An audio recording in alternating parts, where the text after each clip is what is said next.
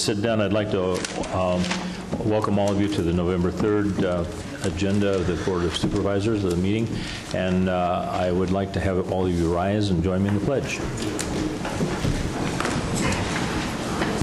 I pledge allegiance to the flag of the United States of America and to the republic for which it stands, one nation under God, indivisible, with liberty and justice for all.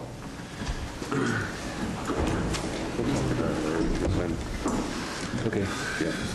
Okay, I have the following announcements regarding the session last week. A closed session was held last week pursuant to Government Code Section 54957, Public Employee Appointment, County Administrative Officer, resulting in the board unanimously appointing Jeannie Boyce as County Administrative Officer effective January 16th, 2010. Jeannie will serve in the capacity as interim CAO effective November 23rd to begin the transition. Public Works has requested that consent agenda item number 4 be pulled from today's agenda. So we're going to be pulling, that's under the consent calendar. Item number 4 is pulled. We'll be discussing that in detail. And then a request was received to reschedule regular agenda item number 9 regarding the Product Stewardship Council for 1 week to the meeting of November 10th, 2009. And then it has been brought to my attention this morning that there are several items regarding expenditures for the Sheriff's Departments, and this is item number 6, 7, and 8. Those also will be pulled from the agenda, and we're going to be discussing those on the 24th of November. Apparently, do you want to elaborate on the necessity for that? Sure. Those are 3 related contract items. They involve a substantial amount of money and grant funding. And I'm working with Clay on some contract language to better protect the county. The problem is that there's some deadlines that the grant funds have to be expended by a certain date, and we want to make sure that we've got language in the contract that fully protects us. We tried to get it done in time for today, but just couldn't. So the first time that looks convenient is November 24th. November 24th is Thanksgiving week. Will the board be meeting that week? As far as I know. Okay. Okay. All right, thanks for that explanation. So again, we will not be hearing items 6, 7, and 8 this morning. Those will be held over until the 24th. Should we hold our board packets for 6, 7, and 8 so it doesn't need to be... Oh, yeah, good point. That would be helpful if you would do that. If there's any change, it'll be just some additional contract language. And okay, I expect it to be significant. Board members, please be advised to hold those 3 items for the meeting in the future. All right, now turning our attention to the other items on the consent agenda.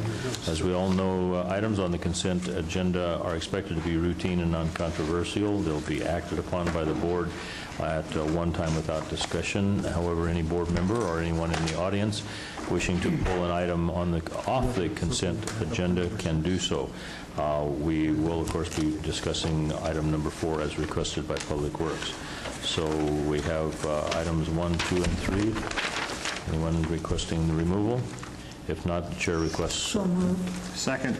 Okay, moved and seconded for approval of those items. All in favor say aye. Aye. Aye. Opposed? Hearing none, the item passes on a 4, 0, and 1 absent. Supervisor Toffanelli is on vacation this week, I guess. Okay, so we have item number 4 at this time. Good morning, Jamie Azervan, Public Works. Public Works received notice last week, Thursday to be specific, that Caltrans is behind on their new state vehicle contract. So they have offered us an opportunity to piggyback off of the Sam's Trans bid to keep the process moving forward. We have received a quote and we anticipate the local match amount increasing by $296. So the amount that you see before you is not a valid amount. We have sufficient funds to cover the increase, and we anticipate, once that price is confirmed, returning to the board for authorization for purchase of the vehicles. Jamie, do you want us to approve this with the increase of the 296? I have to confirm that the 296 is correct. We're still back and forth with negotiations on the different options. I'm trying to keep that increase as low as possible. Okay, so you're requesting that we just table this until you have an opportunity to come back with a fixed amount? Correct. Would it be of any benefit to you if we authorize it up to $300 or something like that? That would be very helpful. That seems a lot easier than bringing it back. Yeah. So I'll move to authorize this up to an increase of $300. Okay, we have a motion. Second. Okay, moved and seconded. Any discussion on this item? Okay, all in favor of the motion, say aye. Aye. Aye. Opposed? Hearing none, that motion is approved with that modification. Thank you. On a vote of 401.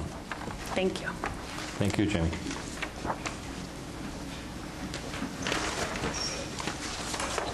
Okay, we are at the public comments section of the meeting this morning, and I think we have some interesting things to talk about. Looks like we have a jail report, and I want to kind of fill in the public and the board members on our trip to Washington, D.C. last week. So at this time, is there anyone who would like to address the board on anything on an item that is not on the agenda?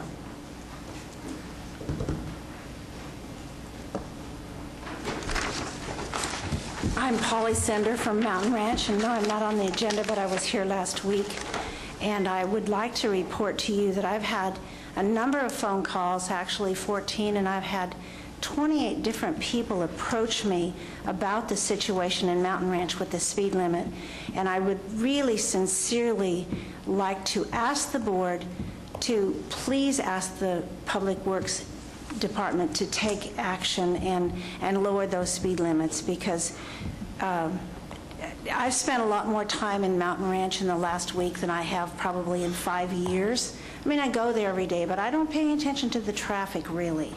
But I've paid a lot of attention, and you just have a few seconds to see those cars coming down the road. They're coming downhill. There's a posted sign that says 55 miles an hour right in town that says, it's right in front of the mini storage when you're in Mountain Ranch. It says 55 going out of town. We've never had that sign before. I don't know why the road department came to town 5 years ago, and as you came from San Andreas and came into town, they had put a reduction of 40 miles an hour. That sign has now disappeared. And in its place, there's a sign that says that a 45 mile an hour speed limit ahead. But right where Michael Road comes into Mountain Ranch Road, there's a sign that says 55 miles an hour. It's right at a crosswalk where the bike path crosses Mountain Ranch Road and goes out Michael Road. So if you're turning out of Michael Road onto Mountain Ranch Road, watch out. But all of those entrances, there are 5 of them right in town. And you might have 5 or 6 seconds if a car was coming down that road 45 miles an hour, which is now the posted speed limit. But people go faster than the posted speed limit, and I think that's how we got in this problem in the first place, because you come and test it and people are pushing the limits. I did watch, and a lot of people travel through that town at 30 miles an hour. Because they know that there are people crossing the street. They know this is a town.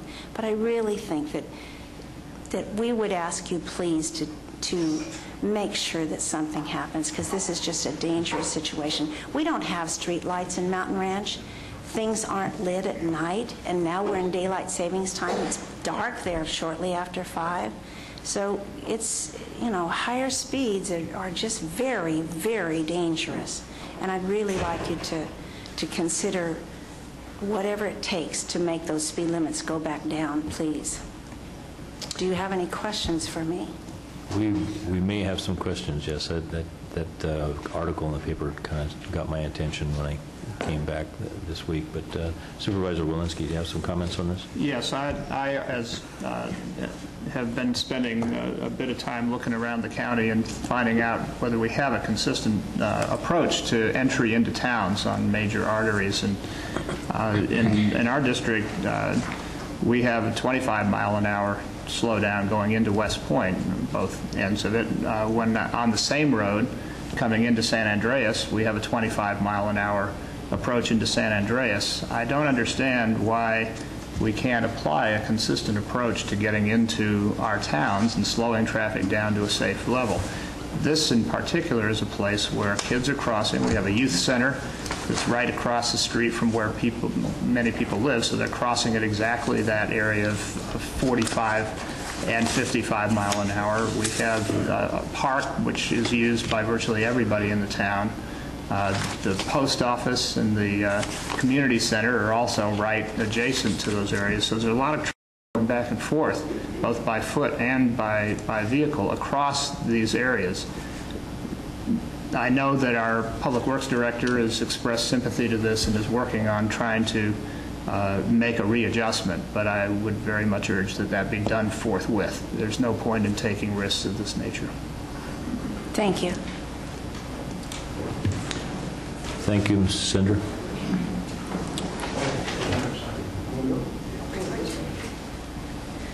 Good morning. My name is Rosemary Wilson, and currently I'm living in McCullamy Hill, although I do have property on Mountain Ranch Road, a mile and a half up from Senders. I remember being here, and I didn't mean to get up and talk about this, but since Paulie is back, I seem to remember a little while ago we had grants to improve the Mountain Ranch Road from San Andreas on up to Mountain Ranch and probably up to the Scotts Junction where Sheep Ranch Road cuts in. And it seems like the efforts to improve the road have somehow backfired on us. I remember the first speed limit increase, or the posting, was 55 before you got into Mountain Ranch, and a lot of neighbors said that that was way too high and wanted a new traffic speed study. And that was just supposedly for the portion before you go into Mountain Ranch. It seems like the speed study was done to encompass an area that was greater than I thought would at least was going to be studied, and we have an increase, the posted speed limits going up. I was shocked to hear that Paulie says that there's a 55 mile an hour speed limit sign posted as you go immediately out of town by the storage on the right-hand side of the road. That's not too far from where I am. I have a blind driveway. People were going past that property way too fast for comfort. And it just seems like in endeavoring to slow the traffic on on this side of Mountain Ranch, we've ended up increasing the speed limit through town and posting the 55 mile an hour sign, when I think I said once before that to post a 55 mile an hour sign is an open invitation for people to drive that speed. They don't necessarily think, well, you've got to drive at a distance that is safe to stop at a speed that is safe to stop, if you need to in a hurry. And whatever we can do to preserve the village of town of Mountain Ranch as a town and not as a thoroughfare for people going up and coming down the road that have no real concerns about the town of Mountain Ranch, I think is really what I'd like to see. Thank you. Thank you very much.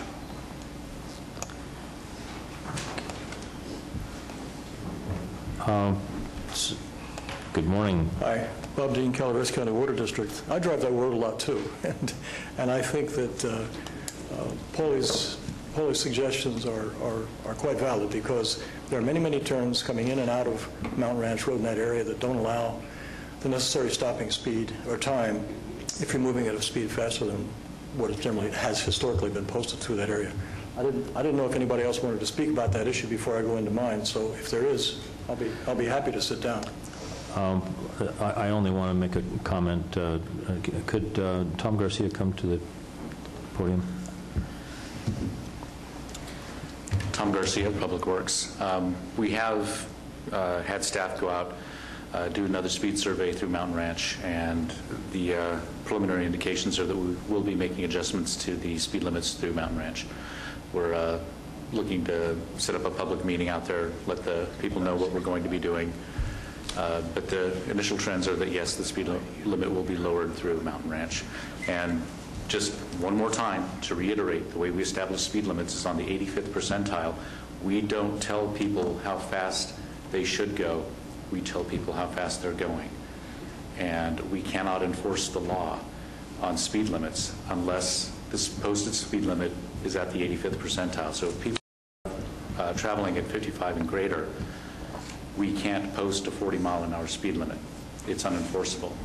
So we are reflecting what the public is doing, not the other way around. We are changing their behavior. We're posting the speed limits at the 85th percentile. That is the comfort level that people have driving that road. I do have a question. Yes, Supervisor Walensky. I recognize that that's the way we set enforceable speed limits, but we also have codes in the county that require line of sight. As I recall, for my driveway, it was 8 seconds. Now, that's on a state highway, so maybe there's different rules for different roads. But where we have a densely populated area and increasing densities coming into a town, aren't there other criteria that we can use to adjust this?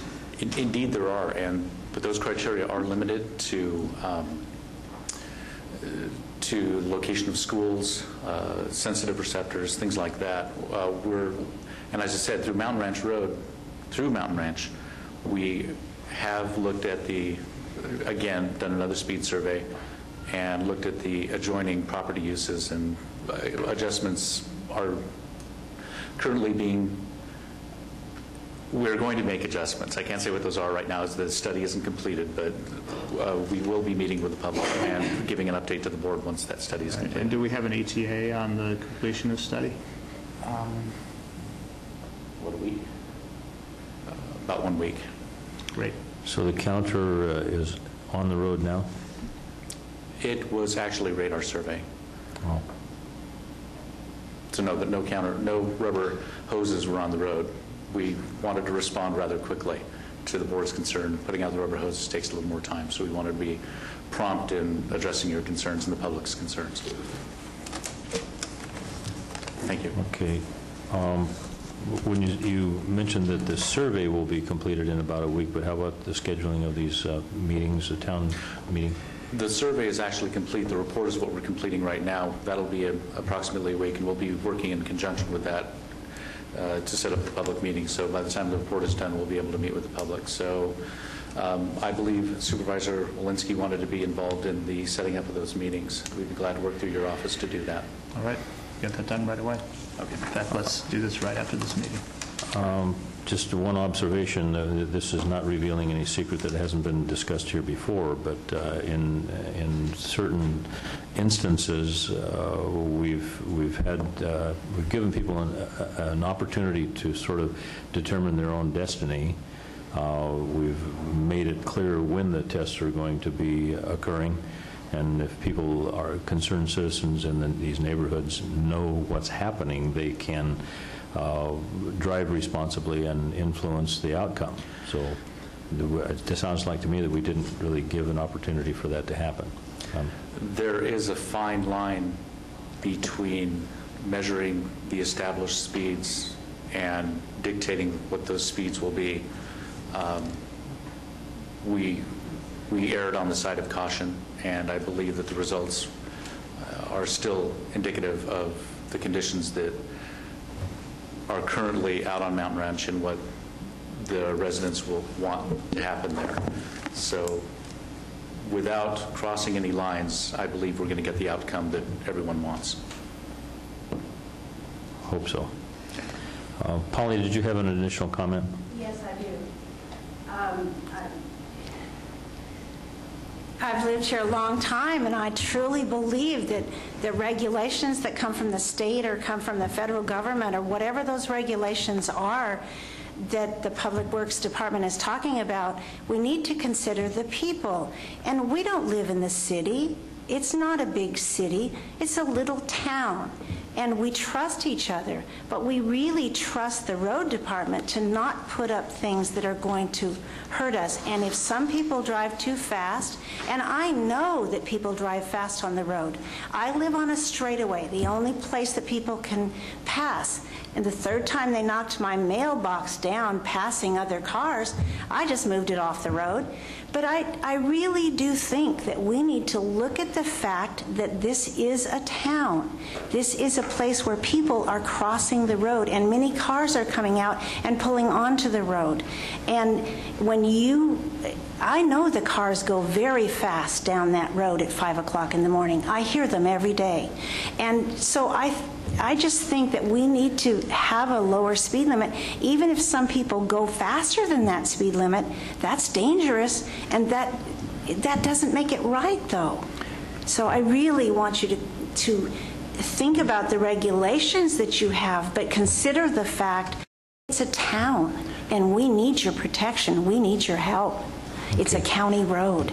Well, if you turn around and introduce yourself to Mr. Garcia, Mr. Tom Garcia, he's our new Public Works Director, and I just heard him say, and it's on the tape, that the community is hopefully going to be pleased and potentially satisfied with the outcome. So if the community isn't, I'm certain that you'll be back to see us. I sincerely hope that I'll be back to tell you thank you for taking good care of the road, the county road that goes through Mountain Ranch. Okay. Thank you. Let's give them an opportunity to try. Okay. I see a distinguished visitor in the background, the former Supervisor Paul Stein. Do you have something that's... I have not. I just was getting out of the way of Polly because the address the board at her room. So okay. I know when to be that right. Okay. Why don't you come up? I want to just talk briefly about an article that I saw in the paper where you have taken a position on the Calaveras Foundation. So I have. Thank you. Thank you for bringing that up, Russ. Yes, Marina. I know. I'll pay it. I pay off my debts. Paul Stein from Copperopolis, but actually I hail from West Point, own my property there, and know Beth and Jenna very well, who were the founders of the Calaveras Community Foundation.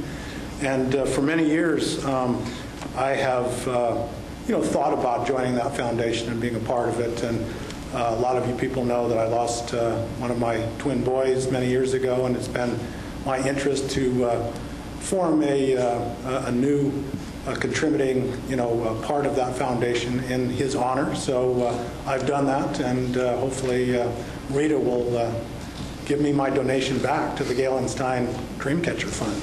So it's all about, hoping to provide some dreams come true for some young kids. I've done that several times in the past on my own, but I have limited resources, and if I can do that in a more global sense, that's my goal. So thank you for recognizing that, Russ. Appreciate it. Thank you for your efforts, Paul. You bet. Okay, we have some representatives from CCWD that want to fill us in on, this is mostly to satisfy the concerns of Mr. Clapp when he was here 2 weeks ago, and we were discussing the possibility that I could accompany these gentlemen on a trip back to Washington, D.C. If you recall, Mr. Clapp, you came up and said this may be a justifiable expenditure, but it's coming awfully fast, and we should have time to talk about these things. And I was sensitive to what you said. Unfortunately, I didn't really know that the opportunity existed that I could go on the trip, but hopefully after this presentation you'll be in agreement with my conclusion that it was very well, the money that you helped contribute to my trip was well spent. Hopefully you'll conclude that. So, yes, Mr. Dean. Yes, Bob Dean, Calaveras County Water District. Yeah, it was 2 weeks ago that I came here asking the board to sign a resolution supporting our new Hogan project, and at that time I asked if a member of the Board of Supervisors could accompany us back to Washington, since we were going back to meet with our legislative representatives and put some requests in front of them for what I think are serious infrastructure and water needs in the county. And at that time, I also suggested that we might be able to talk about some of the county issues as well. We've been able to do that, and any detail that we go into this morning during this presentation, I'll let Ed go cover. But I would say, as an overview, I think it was a very successful trip. We got a lot of positive response from the legislative offices we went to. These people spend a lot of time talking to people like us, and for them it's probably what they would regard as purgatory time. It's something that they're required to do, and they do it knowing that 9 times out of 10 what the people are asking for are going to be the standard items. But when we went into these meetings, I was favorably impressed with not only their interest, but the fact that they were listening, because I would hear them say, that's a good idea, or they're nodding their heads and they're saying yes. So we must have resonated with them. We must have made some impact, at least in the sense that they're aware of us, they're aware of our issues, and to the extent that they can, they want to help us. One of the positive things that came out of meeting in Congressman Lundgren's office was the fact that they may be supporting and sponsoring a meeting that will take on regional characteristics for all of the agencies and all of the interests that would have water issues throughout the Sierra foothills and of course, the San Joaquin Valley. All too often, as you well know, we create these silos where we do our thing, they do their thing, and the double legislation is a good example of that, where we're not really being seriously considered in this process of fixing the Delta. The overview that the Congressman's office can bring to the process may help to begin to break down some of those barriers. One of the important things that I think is absolutely necessary, since we have very little political clout in this state, is we've got to be better and we've got to be smarter. And I think being smarter is part of this legislative process that we're currently involved in. Now, we can make 1 or 2 trips back there on a yearly basis and come back here and pat ourselves on the back and say, what a great opportunity we had to talk to these people. But the bottom line is, we've begun a process that needs to be followed up. We need to work it at the local level, we need to work it at the state level, and we need to coordinate it with our federal representatives so that they have an understanding just exactly what it is, not only what we're interested in, but how this resonates regionally and how it's going to impact larger numbers of people. One of the things that we got a very favorable response on was the fact that the County Water District and the County Board of Supervisors were there together addressing similar issues and having some common interests that they thought was very, very positive. And I don't want to lose that. I think it's really critical that we continue this process. As I say, not just to go back once or twice a year to make requests and carry on conversations and meet people, but to follow it up here at the local level with the Corps of Engineers, with our state legislators, and all the different individuals whom I think will make it possible for us to get some response back to this county, because we're sadly behind the 8 ball when it comes to infrastructure issues. The groundwater issues, as we've talked about before, in the west end of the county are not going to go away. And if we don't try to do something about them, there's going to be serious and dire consequences down the road. And I would rather anticipate them rather than chase them. And that's really essentially what I think this whole process is all about. Getting the help that we need to be able to address these issues, because it will have a regional impact. I'll let Ed, go into some of the details. Any specific questions, or maybe let Ed do his thing, and then you can ask us both if there's any questions. Well, before Ed starts, I just want to sort of chime in on what you just said about, I was there, of course, on the coattails of CCWD. It was their legislative lobbyist who had set up these 2 days of meetings. So having a county representative there was kind of, in many ways, an afterthought, but it was very much appreciated by all the offices that we went to. I need to really emphasize that the people that we talked to were impressed, favorably impressed by the fact that the county and the largest water and sewer provider in the county were working in concert on these issues. So therein lies the justification for the trip, Mr. Clapp, that we were well received as a team instead of just CCWD on their own. So, Mr. Pattison, can you kind of run down the offices that we went in and out of? Before I begin with the offices, Mr. Chairman, I'd like to provide just a brief introduction, and then I will provide a little detail about the individual offices that we were able to talk to.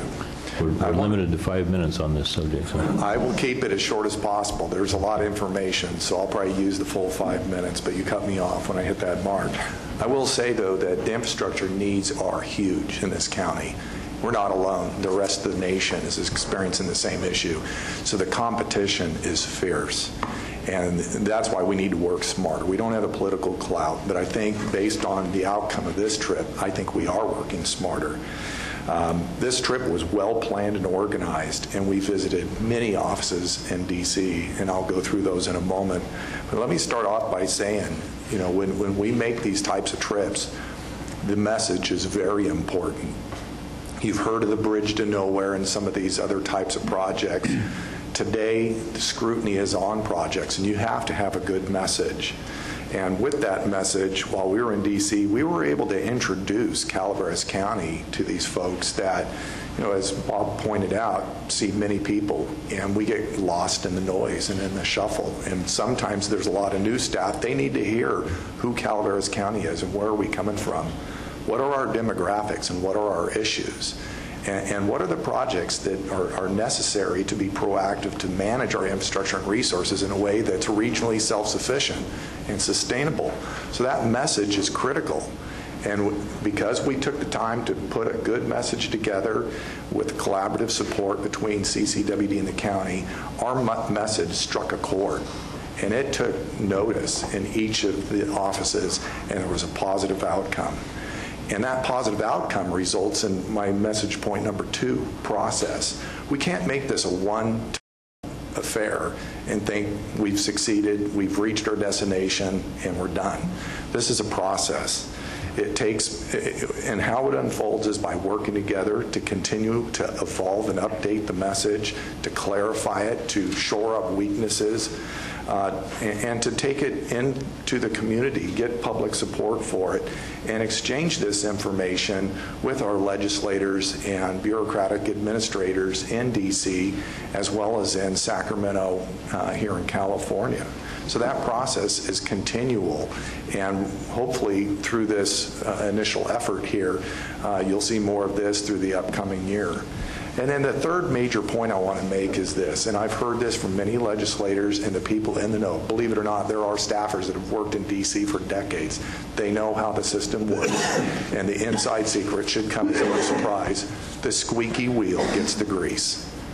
If you're not there squeaking, you're not getting the grease. And in today's environment where the funding is very short, it is a fierce competition, but I think we made a real positive result in this initial effort with the joint travel with the county and CCWD. Now, some projects fit certain standard programs, but in some cases, there are good projects that don't fit standard programs. Burns Ferry Bridge is one of them. It doesn't fit the standard Caltrans program.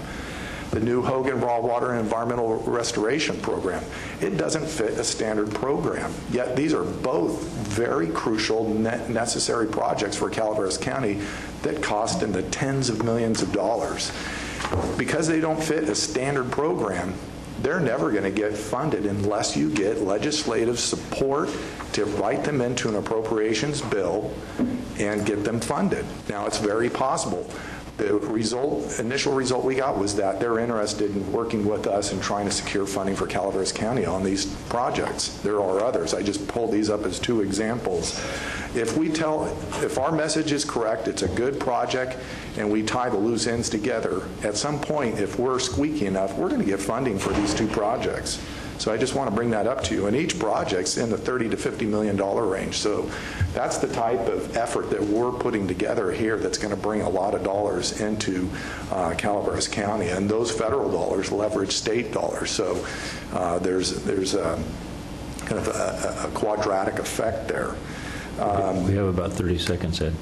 Well, without much more time, I just want to point out that we need to work smart, and I think we started with this trip. But let me point out real quick, we met with the Congressman Lundgren's office, and Congressman Lundgren came in for a few minutes just to introduce himself again and to acknowledge that Calaveras County is important to his interest. We met with Roger Cockrell's office. Roger Cockrell is with the Senate Energy and Water Development Appropriations Subcommittee. Basically, all legislation crosses his desk. Okay, this guy has his pulse on everything federal. So we had a chance to meet with Roger Cockrell. Terry Bremen, the Council on Environmental Quality, he represents the president on all projects and how they impact the environment. So a key meeting there. We met with Ken Zweikel, U.S. Army Corps of Engineer, kind of a high-up administrator, and we were able to talk about our projects there. We also met with Michael Connor, the Bureau of Reclamation, and believe it or not, there's a lot of movement going on with the Bureau of Reclamation that could impact Calaveras County. So we had a key opportunity to discuss our concerns and issues with what USBR is doing here. The next day, we met with Senator Barbara Boxer's office, and then we met with Senator Feinstein's office, and then lastly, we had an internal working session with CCWD's lobby group that has some specialists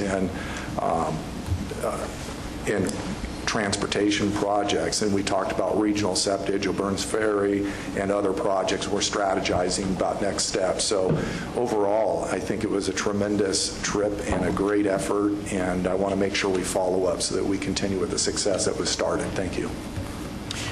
Okay, any board members wishing to ask a question of Mr. Dean or Mr. Patterson?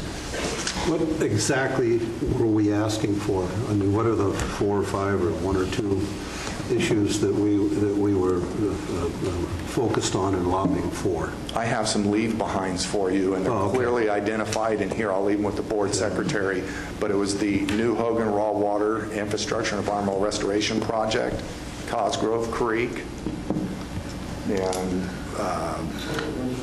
the O'Byrne's Ferry Bridge Project, the Regional Septage Facility, countywide, Redwood Storage Tank Replacement in Ebbets Pass area. Those were the specific projects that we talked about. And then during the brainstorming session before we left, we looked at other potential projects and efforts that we would like to see included as we develop this effort. And then we also talked about our next steps. How do we follow up with this and continue to be that squeaky wheel? Tom, one of the most memorable things that happened on the trip was at Senator Feinstein's office.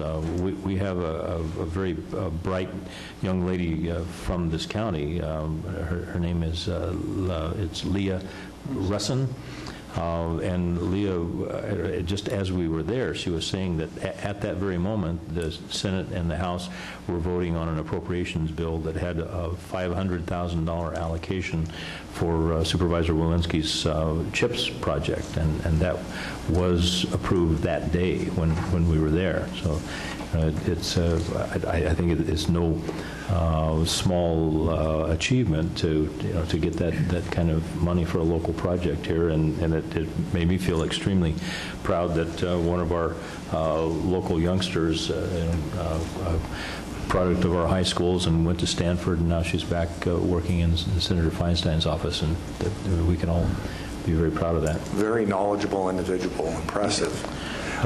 Two things. There was the road to New Maloney's. We talked about a new access road to Maloney's and recreation. That was something that was able to be slipped in, and Chair Thomas brought that up. So just wanted to bring that up. And then one side trip to a place called Washington Grove that schooled us and educated the three of us, Chair Thomas, President Bob Dean, and myself, and I'm a study of land use planning as well as water. And Washington Grove really was an innovative concept in land use planning that developed from the last century that's been able to withstand modernization and sprawl and has maintained a certain character that's of great interest from the public comments I hear when I attend public meetings about what do we want Calaveras County to look like.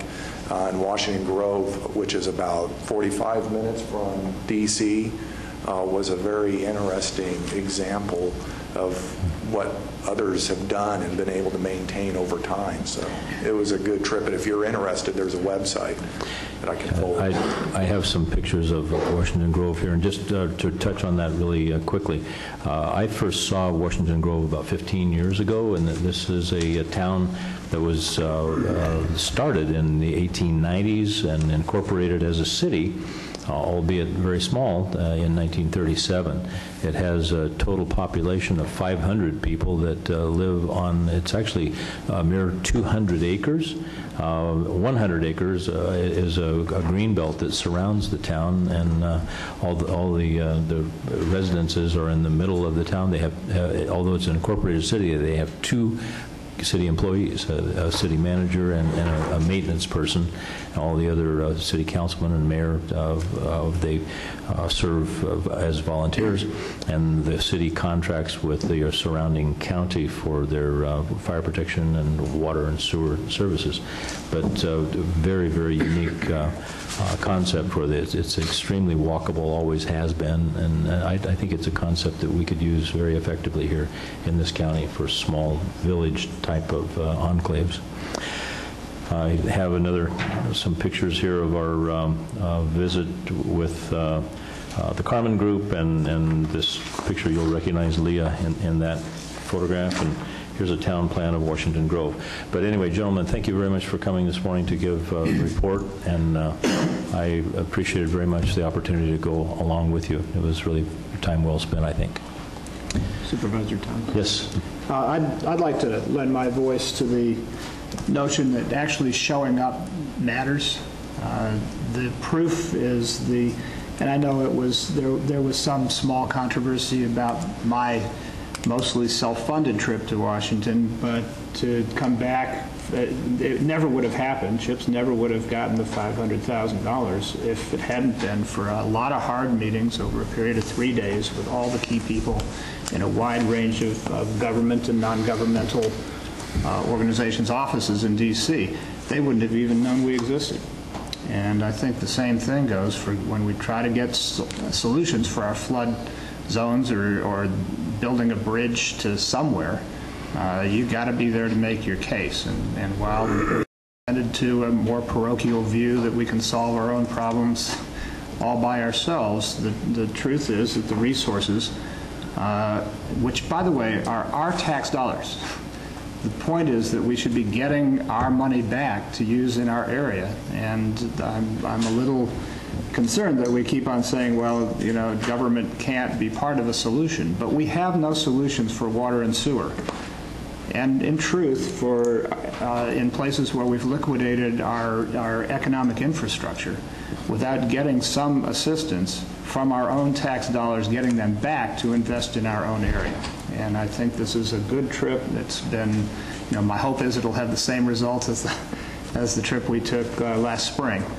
But in my view, this is all to the good, and it means we're breaking out of our myopia and beginning to reach out for relationships that matter.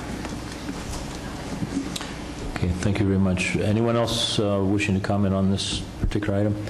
If not, thank you again for coming, gentlemen.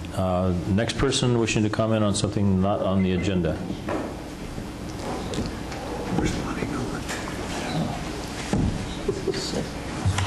Good morning. Good morning. I'm Lori Weatherby, and I am here representing my mother today.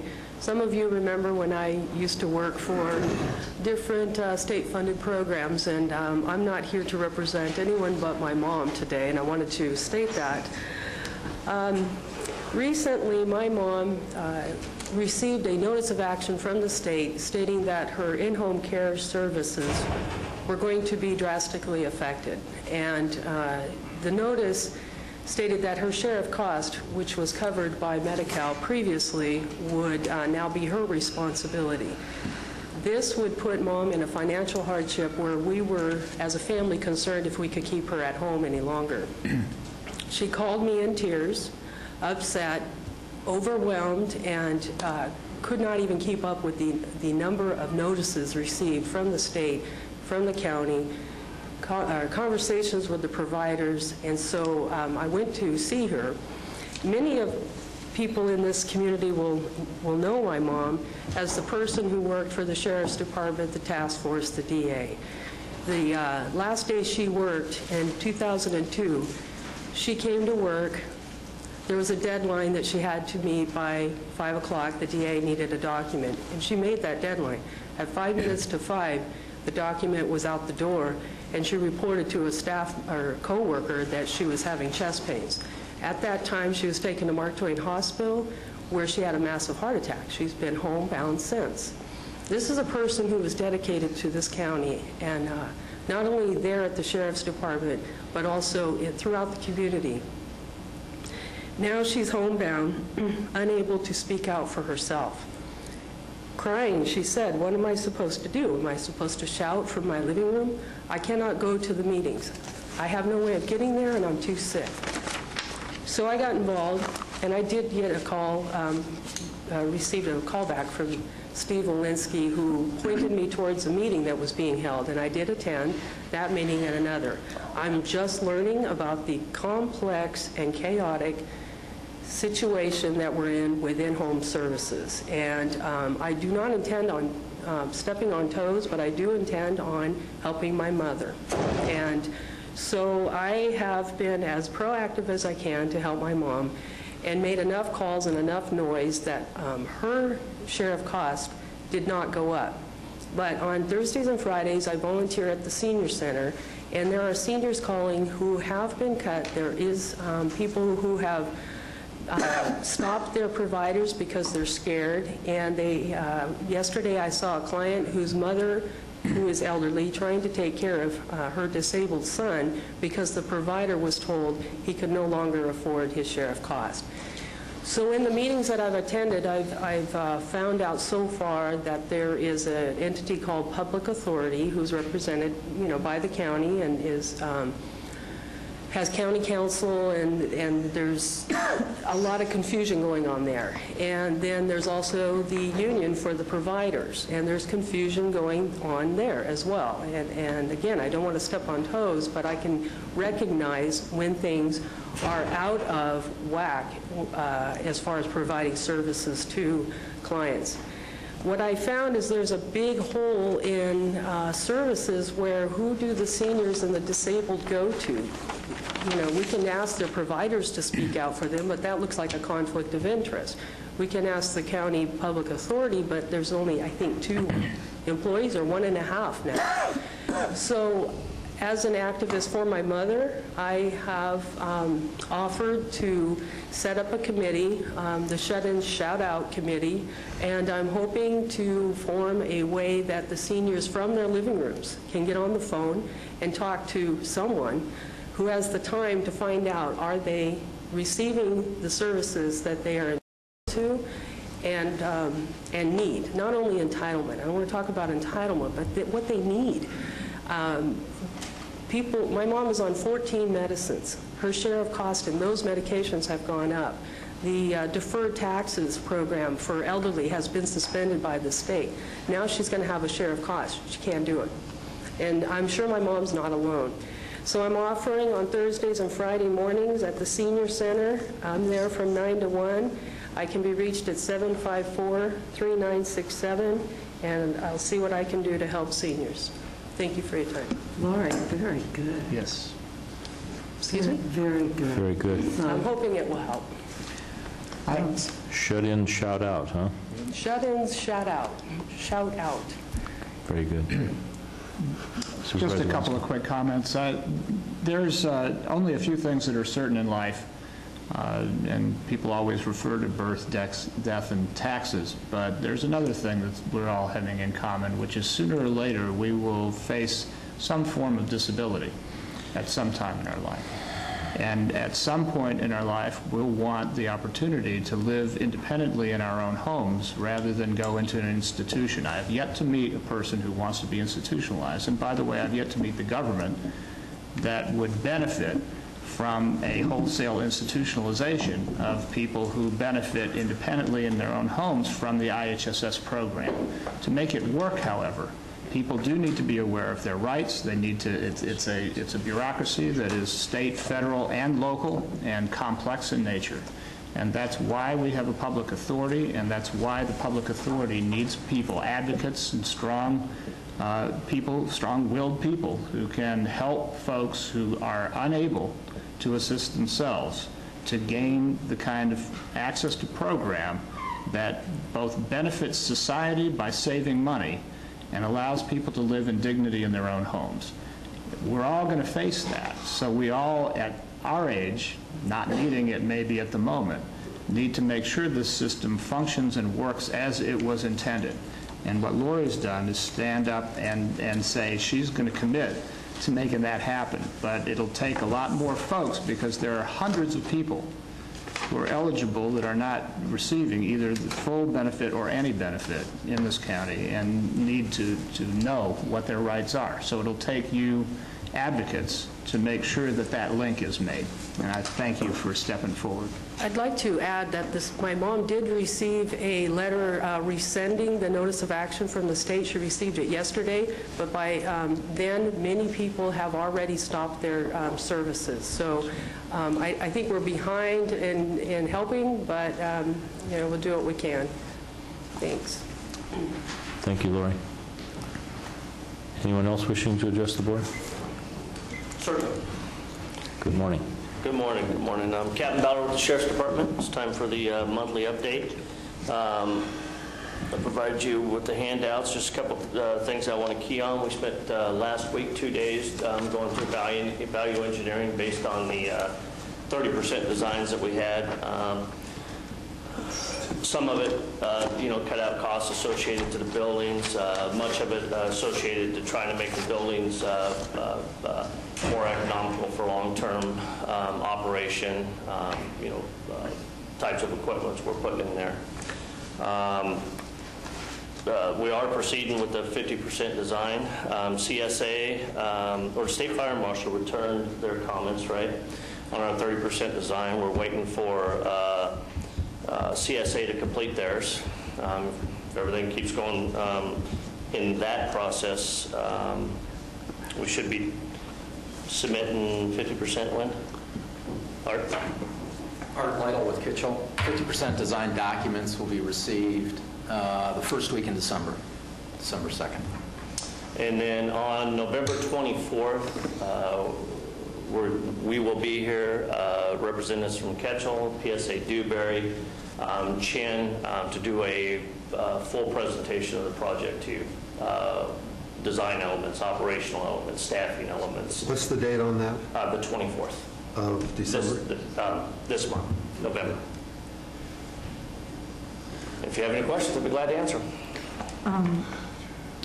Eddie, on the value engineering, who was part of that group? I mean, not named so much, but... We had our county representatives there. We had people from the engineering, RBF? Yes, actually. RBF, Kitchell, PSA Dewberry. That was it? It was Kitchell's engineering and architectural services group that actually ran the value engineering. We had each one of PSA Dewberry's consultants on board. the way the value engineering is run is the first part of the first day is throwing out ideas. After they've had a chance to go through the 30% drawings, review the drawings, areas where each discipline has ideas where money can be saved or changes can be made that would enhance the building. After that, all those ideas are thrown out, and in our case, architectural, for example, there were over 60 items that were put together to consider. The next day and a half was going through, breaking down each item, discussing it, putting a cost to it, and then evaluating it on its merit. Ranking of a 1, 2, or 3. 1 is something that's strongly considered for the project. 2, something that needs a little bit more investigation. And 3, not interested in using. And it's going through all the systems, the materials, fenestration on the building, whatever. Anything that can add to the value of the building and its enhancement. This jail is going to have windows in it? Yes, they are, but we learned from some of our county folks exactly what those windows need to be, and so we've done some changes on that. Jail itself will not have windows. Yeah. Natural lighting will be done by large windows from the day yard and sky, and from the yard and then skylights. It'll be like Captain Ballard, because I was gone, I wasn't able to attend that 30% design review meeting, but I had met with you earlier and pointed out some concerns about the parking lot grade and access and taking the handicap ramp up and then back down again. Did those... And making it one retaining wall instead of multiple retaining walls, and that was brought up, and that was a change that was necessary, and I think it was additional savings, about I think it was like $33,000 by eliminating the... by making it one retaining wall versus the way it was. Okay, so I paid part of my salary. There you go. All right. There you go. Okay. Okay. Now, do others have any questions before I monopolize the time? In looking over those 30% design drawings, there were references to tilt-up panels. There were vague references to finishes to be determined and that kind of stuff. This board made it clear early on that we wanted to try to keep as much of this building fabricated and executed within this county. What was the discussion, or perhaps was there any discussion about whether those very tall panels are going to be able to be made on site, or are they going to be made in San Joaquin County, or what's the thought process on that? I'll turn that over to Art. There was discussion on first of all, the total height of the panels. In some cases, they were shown 3 stories tall. Whether they're made 3 stories or each individual story, the intent was to reduce the amount of shipping and what we need to haul to this site, and if at all possible, to do them on site. There isn't a finite answer yet.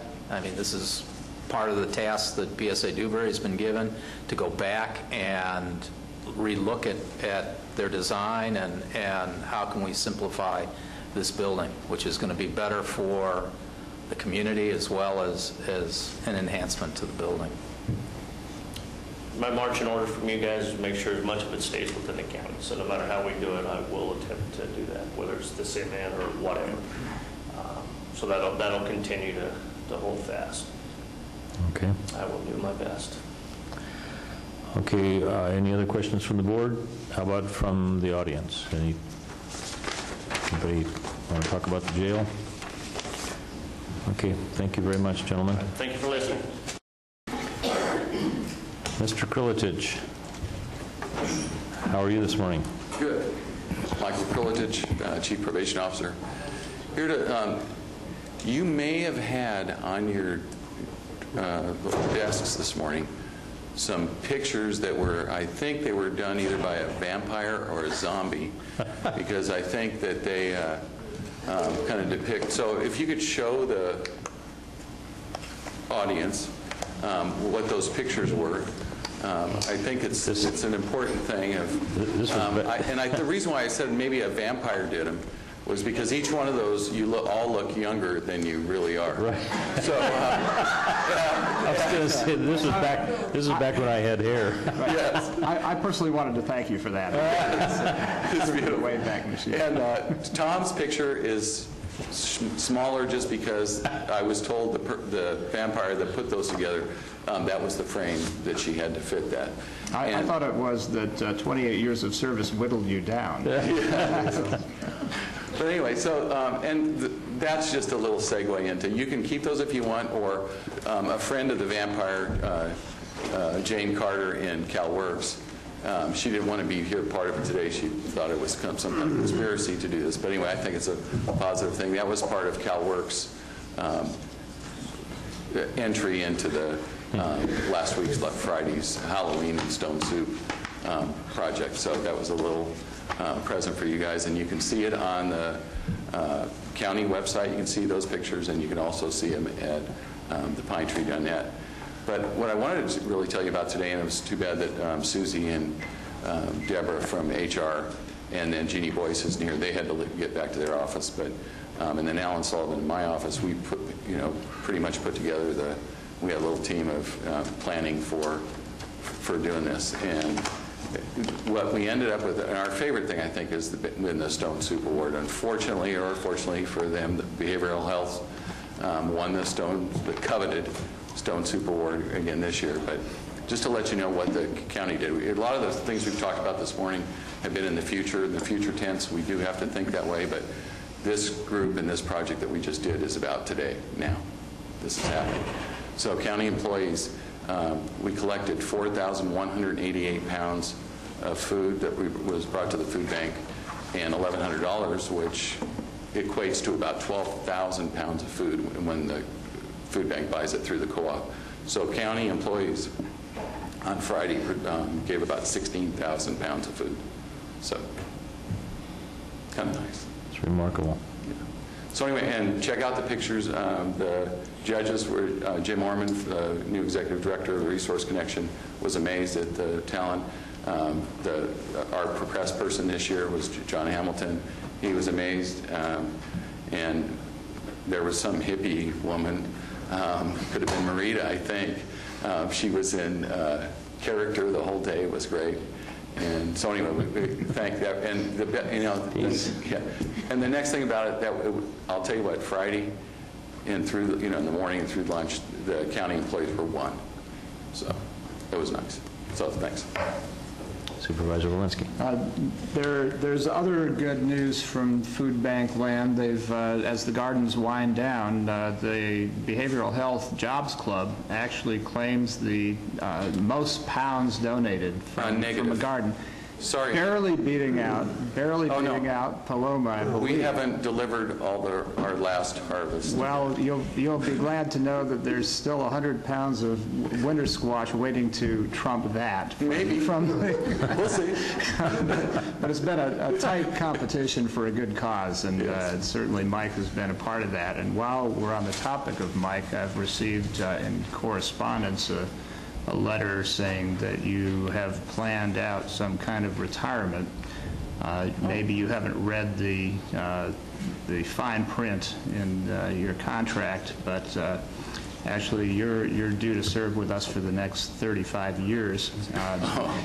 Should you choose to violate that, however, I would like to recognize at this moment, in a short while, you have really transformed the department from something that really wasn't widely recognized as innovative or cutting edge to something that has been just changed its work culture, made a difference in hundreds of lives. Certainly that's been clear in my district, where people have really been put on a track not to be recidivists, not to come back, but actually get their lives together. And your encouragement and your setting in the department department and you're encouraging staff to their most innovative selves and toward that end has really made a difference in this county. I only regret that you won't be here to see the full results of the efforts you've put in, but I know they will continue, and I thank you for it. You're welcome. Thank you. Thank you, Michael. That's it. Thanks. Anyone else wishing to address the board this morning on an item not on the agenda? Okay, looking at back at our agenda, we want to remind you that we've taken 6, 7, and 8 off, and we've also postponed the discussion of the California Product Stewardship Council. So we are at this moment item number 10. This is a review and discussion regarding the final draft housing element prior to the submittal to the Department of Housing and Community Development. And this is brought to us by the Building Department.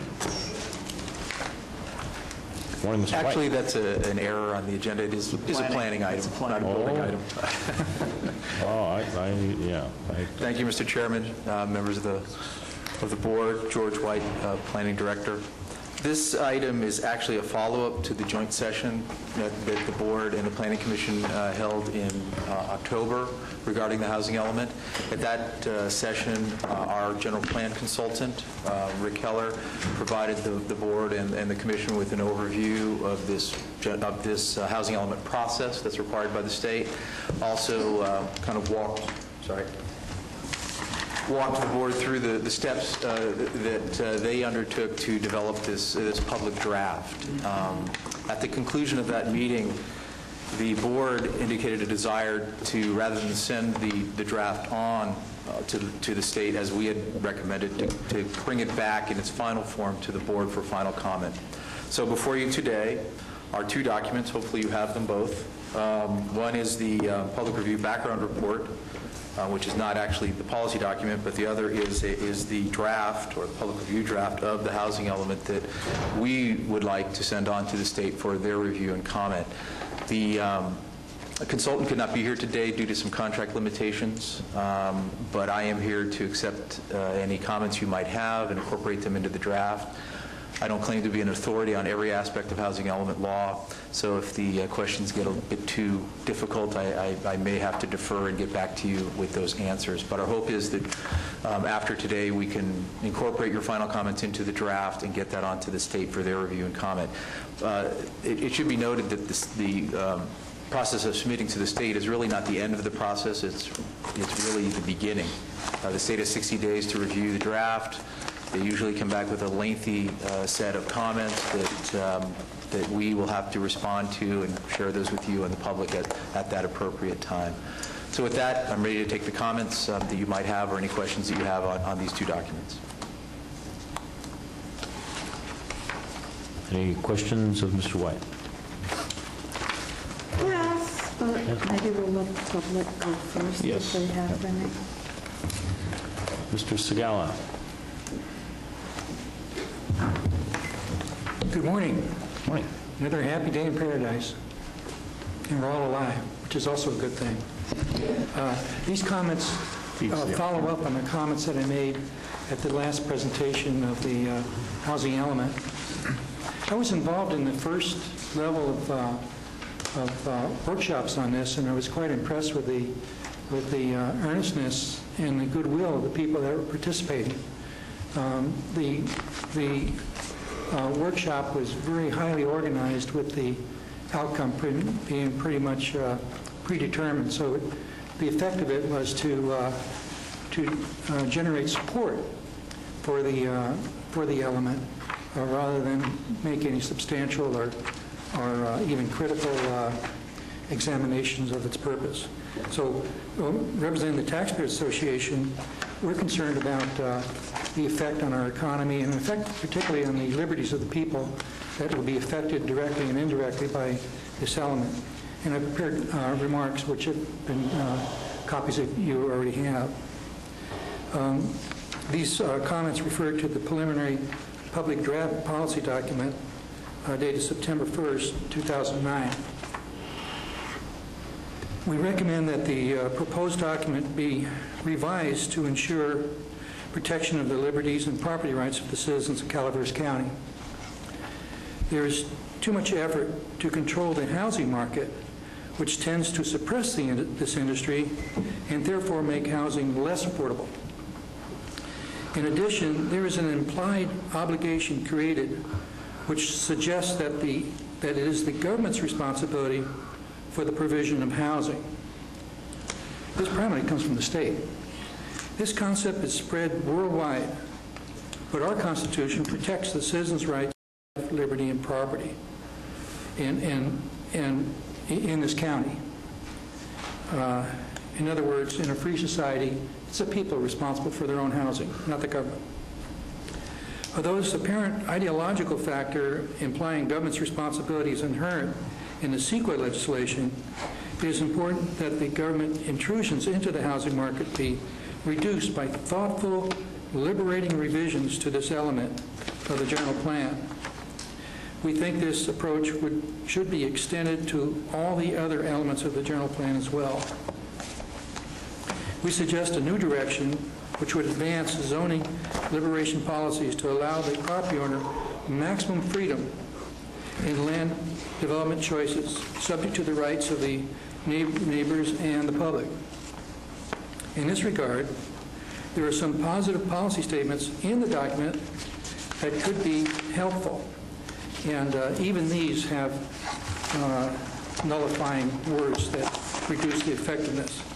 Number one is H1.1. The county should ensure that its adopted policies, regulations, procedures do not and unnecessarily add to the time required for development or cost of construction of new housing.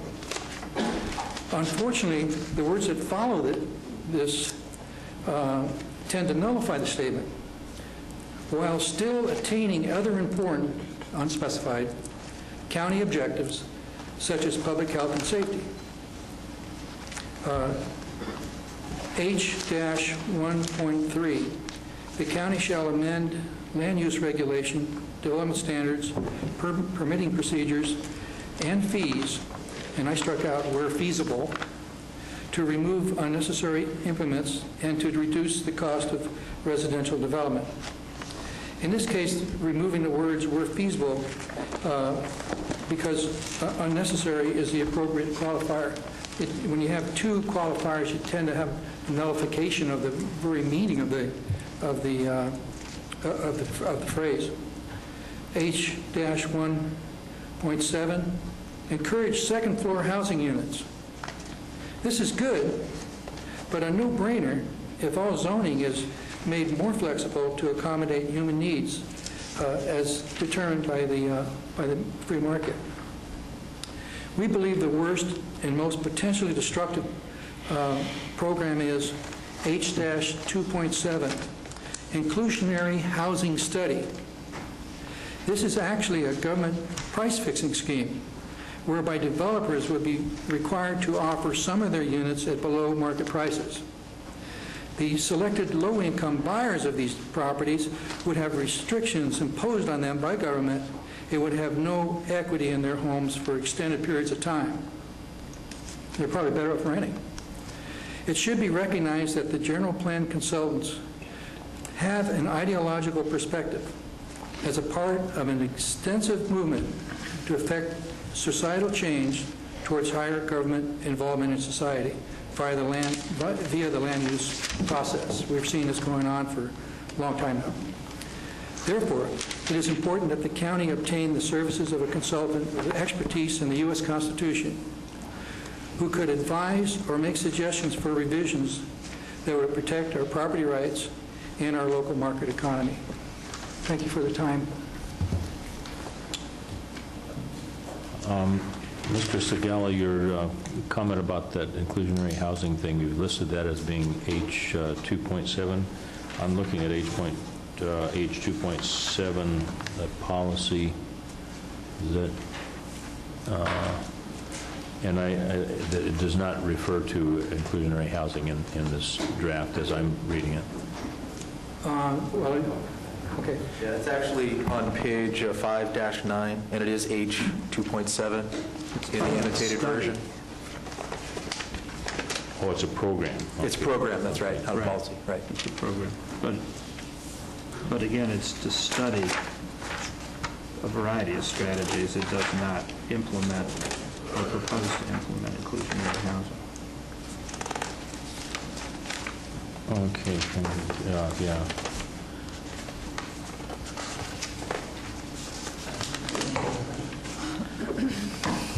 I think that the modified version of this thing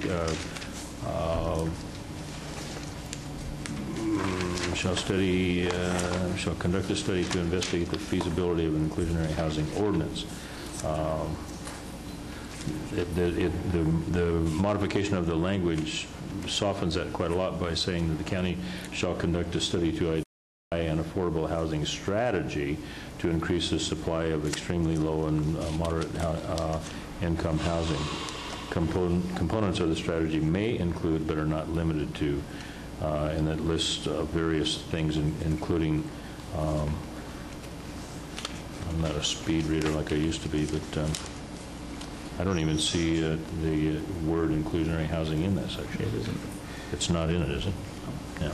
So I think your concerns have been addressed in the draft as modified. Okay? Thank you. All right, thank you. Hello, Diane. Good morning. Diane Keene, San Andreas. You probably haven't had a chance to read it, but got the document that I left off Friday on the housing element, and went here, I guess, to do it again because there are still many errors in the background report, and it's amazing as to how a planning department can miss some of the things. One of the biggest projects, Tuscany Hills, is not on the list, and I went, how long have they been working on that one? 4, 5, 6 years? And we finally approved it? It's not on the list. There's a whole bunch of stuff. A Saddleback Estates right outside of town. We approved it. It's not on the list. I mean, you can read the rest of the report. I don't know exactly whether it's going to change anything, but I don't see anything in there that said, what have we accomplished in the last 5 years? Nothing. What are we going to accomplish in the next 5 years? I don't know. Depends. And a lot of it hinges on you as a board, what you're going to do, because you didn't do anything in the last 5 years. You didn't push anything. You didn't advocate anything, and we can't be all above moderate income or even moderate. You've got to incorporate low income, whether you like it or not. It's sort of like taking a corporation and say a large corporation that has thousands of files and saying we don't need a file clerk. You do, and you got to keep that file clerk happy too, because if you don't and he misfiles everything, you're really going to have a problem. So in the scheme of things, whether you agree with low-income housing or affordable housing or whatever name you want to put on it, you're going to have to do something to incorporate that end of our society into the housing element. And right now, from what I see and or hear, I don't get that impression. So even if we have budgeted for a housing authority person like the stakeholders group wants, if you as a board don't change your attitude, which filters to Sacramento, believe it or not, it does filter down. We're not going to get, even if we write, we'll be writing lots of grants, but we won't be getting awards. In fact, have you ever looked through the list of who gets the awards when they do the things? There's some little town called Doris up in Siskiyou County that's by the Oregon border that has less population than us, and they've got millions in grants. That's because the community is together, the board is behind them, the sheriff's behind them. I don't know if Holly had I was asking Steve, I don't know if Holly had a chance to send you the CD of when, because you were in budget hearings. You've got to listen to that. It works.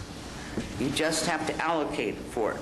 But based on the study that I did and stuff like that, we've been putting single-family houses on our R2s and R2 lots. You can't do that. You got to now we're going to sit there and say no. We can't do that anymore. I mean, if you've got it zoned for something, then make it that way. From what Mintier said the other day, no, we're not going to do that because we're only going to, you have to build to 60%. That's because you don't want to sit there and say, no, you can't build single family on R2s. Somewhere along the line, you got to put your foot down because some of these affordable units need to go on the R2s and the R3s. One of the things that I found that when I was looking at it and stuff like that is there are parcels on there that there were actually part of it was sort of amusing. Some of the new parcels that showed up in the table A1 or 2, which shouldn't have, which were supposed to be vacant and available for development. One of them is the parking lot for the apartments here in San Andreas, and I went, okay, we're going to build on the parking lot. One of them is the late Judge Arola's place, and I went, I don't think they're going to, it's not vacant. These are, I showed you in the report, these are parcels that have structures on them. So how come they're listed as vacant and available for development? Plus, we have a sewer moratorium here in San Andreas. So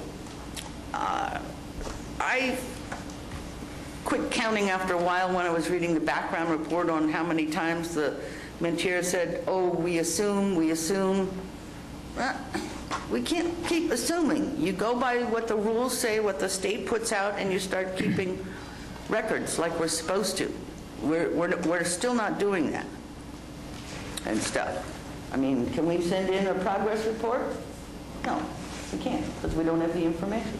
It's one of the things in some of these projects that some of us were working on before, cumulative effects. Building department or planning, nobody knows. It's like, well, somewhere along the line, you're going to have to take the time now to go back and look it up. Or, you know, I mean, we can't just keep assuming these things. One of the things I thought was sort of interesting in going through the list and stuff like that is all of Copper Cove got removed from the housing element as available on the parcel list. I went, oh, we're not going to build low-income housing in Copperopolis or Copper Cove anymore? Then later on, they added something back in on Copper 8, but they'd have no units next to it. There's no, it says, I forgot what it said, but it didn't have available number of units. It says unknown. Unknown. I mean, when you sit there and you look at a list and it tells you how many units are there, but we don't know how many units we built, but we do know how many are remaining. I'm sitting there going, huh? That doesn't make a lot of sense. And a couple of them that have been built on, I think some of the people sent in comments and said, yeah, we did build so many. It's the information even to revise our housing element is not, I don't think it's sufficient. And if you're wondering why I send it over to Housing and Community Development is because a lot of times when I go into different areas, I don't get a straight answer. So I've got tired of pussyfooting around with the county, so I call Sacramento directly. When I want a straight answer, I call Sacramento because they're the ones that are going to rule on their housing element.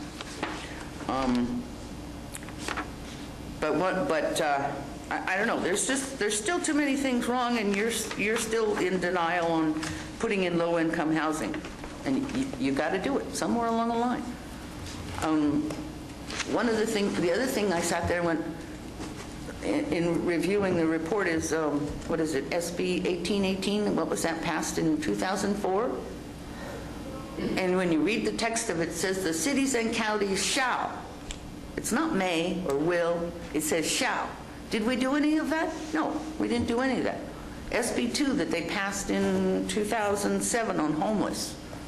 Did our county address anything? No, this is 2009. Why haven't we addressed it? Because we're going to have to rezone properties in order to comply with the homeless, transient, bunch of other things. Why don't we address these things as the bills are passed?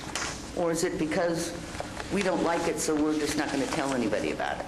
I don't know. I never did quite figure out what the attitude is in this county, other than these laws come into effect and they don't apply in Calaveras.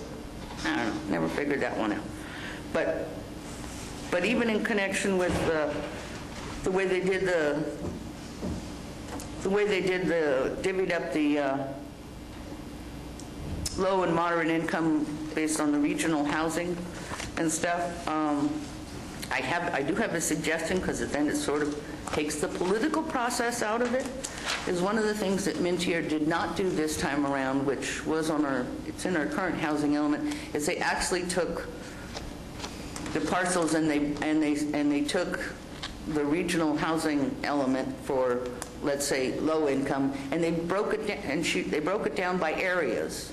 Okay, we didn't do that this time around.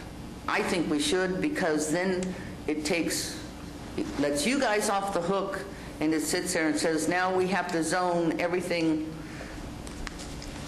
for this community to satisfy X percentage of low-income housing, moderate-income housing above.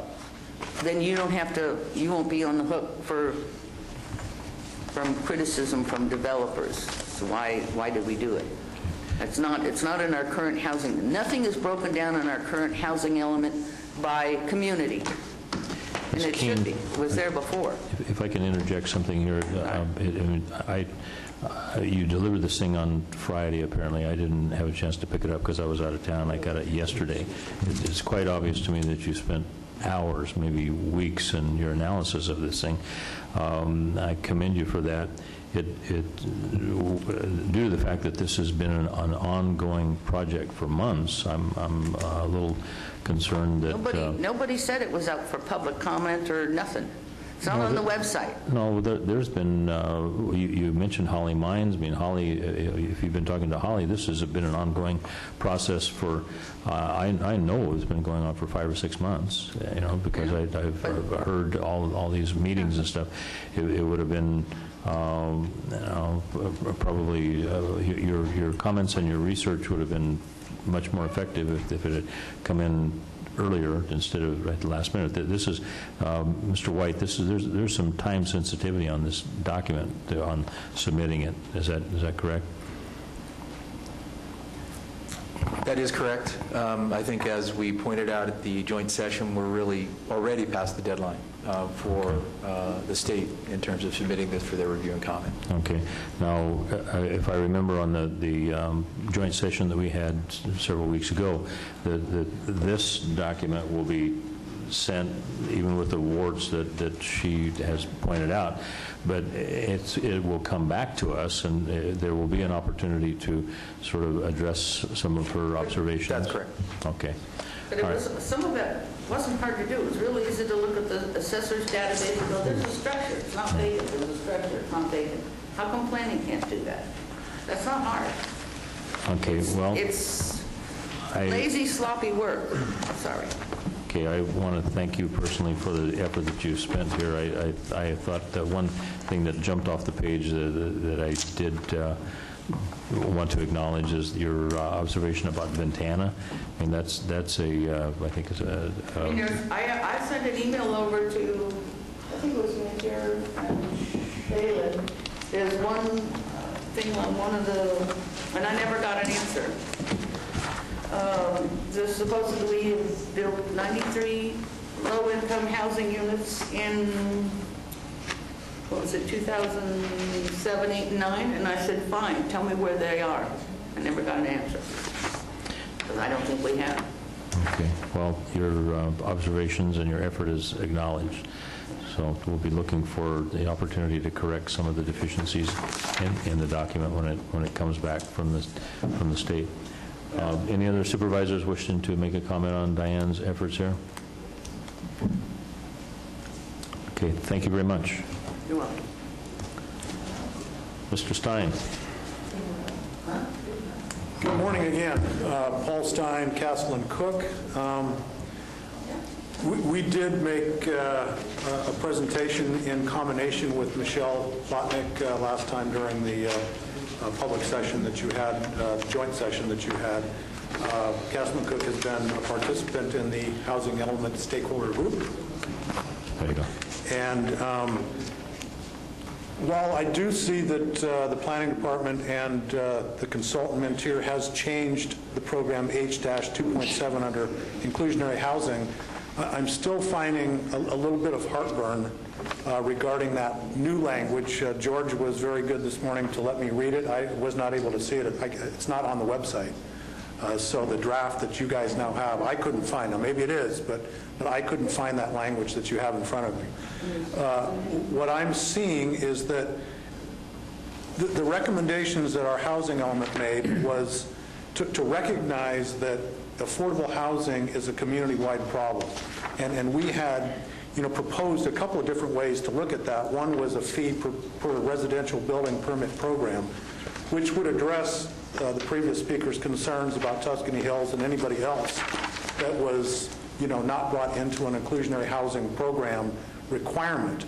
If there was a building fee in place, it would be distributed cosmopolitly all over the entire range of Calaveras County.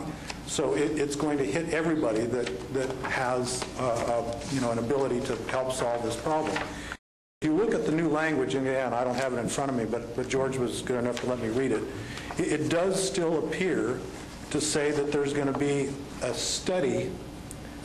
Yes, thank you, George. It does appear to say that there's still going to be a study to come up with the mandatory construction of fixed percentage of number of housing units all the way through, and it says, basically you're going to have to come up with methods for developers to meet the requirements appropriate for this, to solve this problem. So while inclusionary housing is no longer, I think, in the language, if you're going to come up with figuring out percentages and values and in lieu fees that basically are going to be put on the backs of the developers, it's still the same thing. You're not getting everybody to participate from a community-wide standpoint. That is what one of the main things that our housing element proposed. And I'll read that to you again.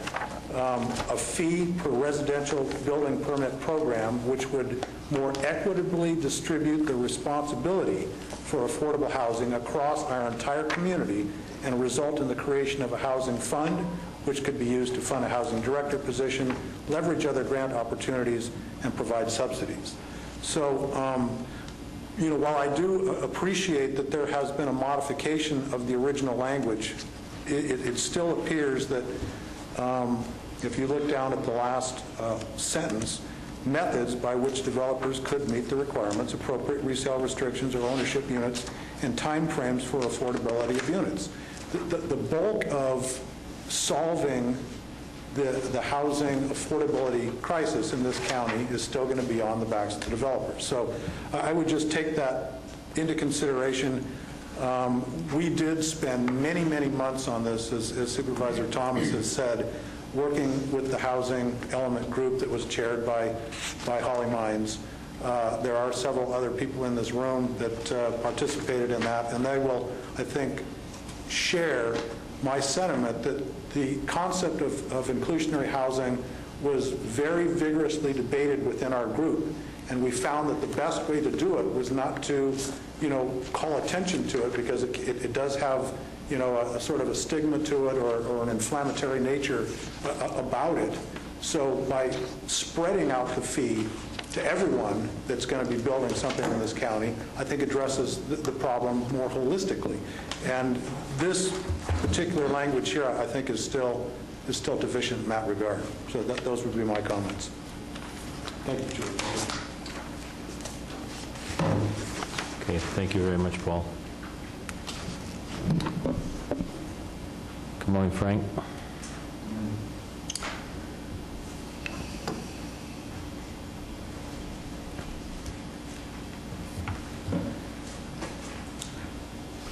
Frank Meyer, San Andreas.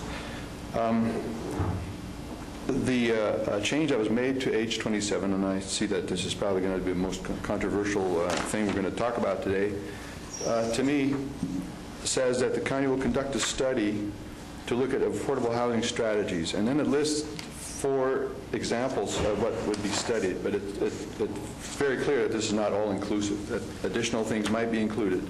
What we're really looking for is a way to make affordable housing happen in a realistic way that will work in Calaveras County, and do this in a study that would be analytical, logical, and is free from preconceptions, whether they be political or whatever, to get to the right answer for this county.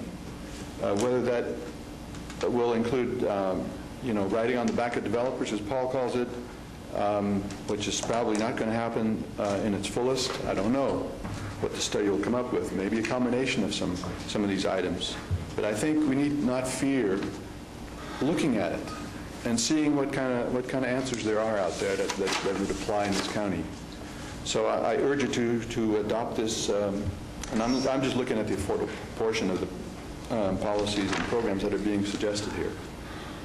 But I see nothing wrong here or that needs to be changed at this point, especially since it is a preliminary document in the first place. I'd just say let's get on with it. The state may say, this isn't tough enough, or yeah, this is fine. Let's see what they say in response to this document. I think it's well done. It's incremental. There's nothing revolutionary in this that I can see. But I do see that if these items are implemented, that we will have a greater supply of affordable housing, or at least the potential for it. Nobody's asking the county to build any units. That's something that's sort of been applied here, and I think that doesn't apply at all. All we're asking is that the county or plant the garden for the private industry to come in here and do this job for us. And to make it as attractive as possible to that industry that has built many affordable units throughout the state. Thank you. Thank you, Mr. Meyer. Any questions?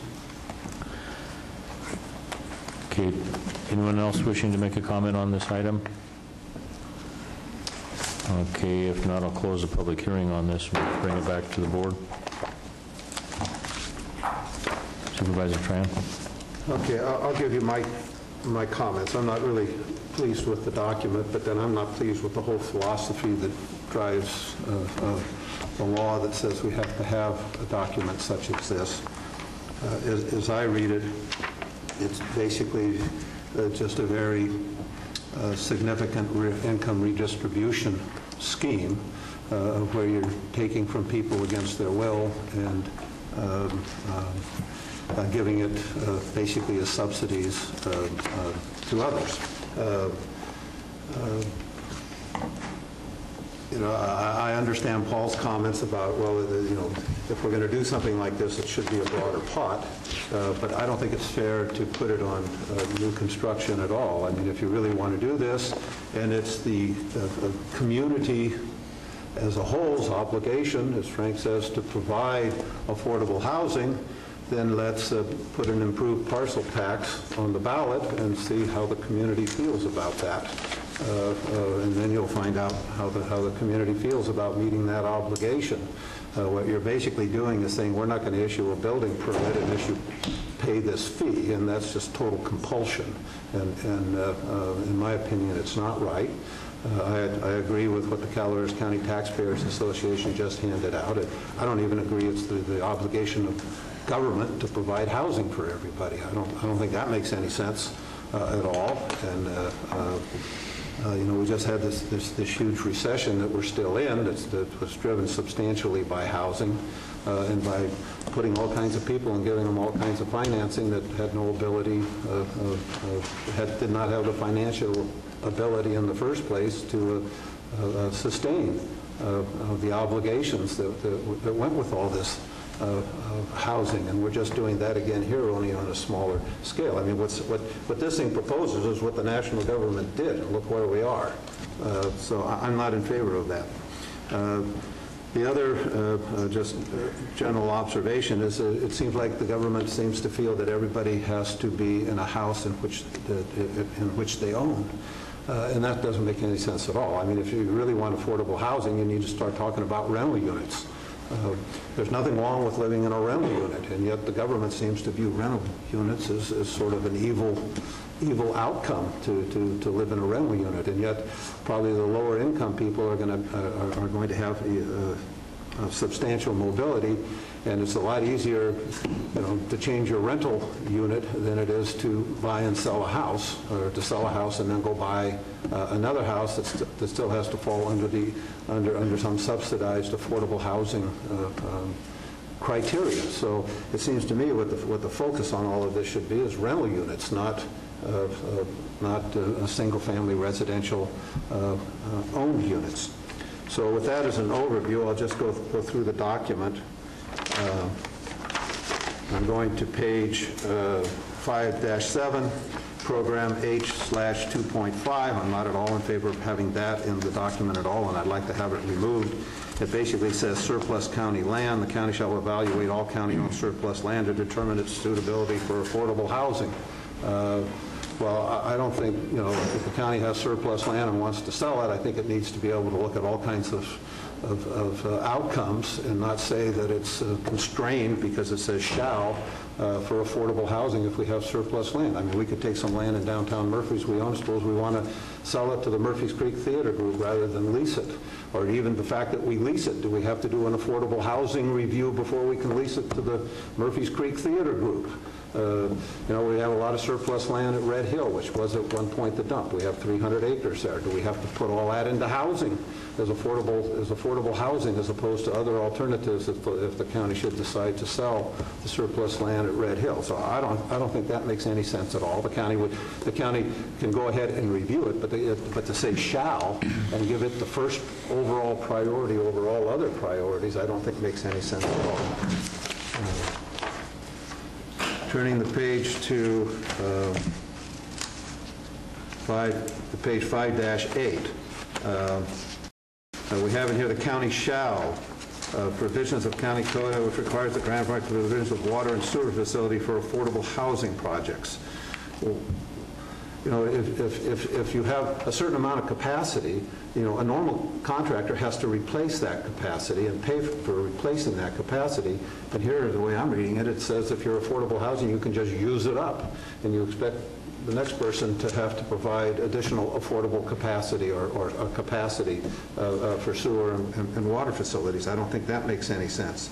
It also talks down in this deal, I wrote out here a full-time position. It almost is demanding a full-time position, and I'm not for a full-time position to enforce the housing element. You're going to the next page. What page are you on now, Tom? I'm going to the next page, which is 5-9, which is program H-2.7, inclusionary housing study. I just think that whole thing should come out. I mean, I don't want to have a further discussion of it. I find it so offensive. I don't want to study it. I don't want to pay a contractor to study it, et cetera. And also, as you read through here, we're supposed to give breaks on fees. We're supposed to give breaks on all these things. But these departments are supposed to be self-funded, or to the extent possible, self-funded. So if you're giving a break to one party, then you're going to charge more to another party because somehow they have to get funded, and that's just another redistribution scheme that's built inherently into the document. So I'd like the whole inclusionary paragraph or section taken out. Go to the next page, 5-10. It says on H-2.10, encourage co-housing, cooperative housing. The county shall amend the zoning code to include co-housing, cooperative housing as a permitted or conditional use in residential or other districts. I don't ever remember having a study session on what this stuff is, and it says it's just clusters of small homes generally near services. Well, we're doing that already. I mean, why do we have to have a special section that says what we're doing already in this co-housing, cooperative housing means something different. If it means something different, we've never had a discussion of it as a board. Yes, we have, Tom. We've talked about it. I don't believe we've ever had a discussion on housing and exactly what it means. And you go down to the next one, H-2.11, where basically it talks the waiver of fees and the like. And that just goes back to my earlier comment. If we want these to be self-supporting departments to the extent possible, then you're just passing it on to the next builder to fund the departments. You go to the next page, 5-11, policy H-3.6. It says,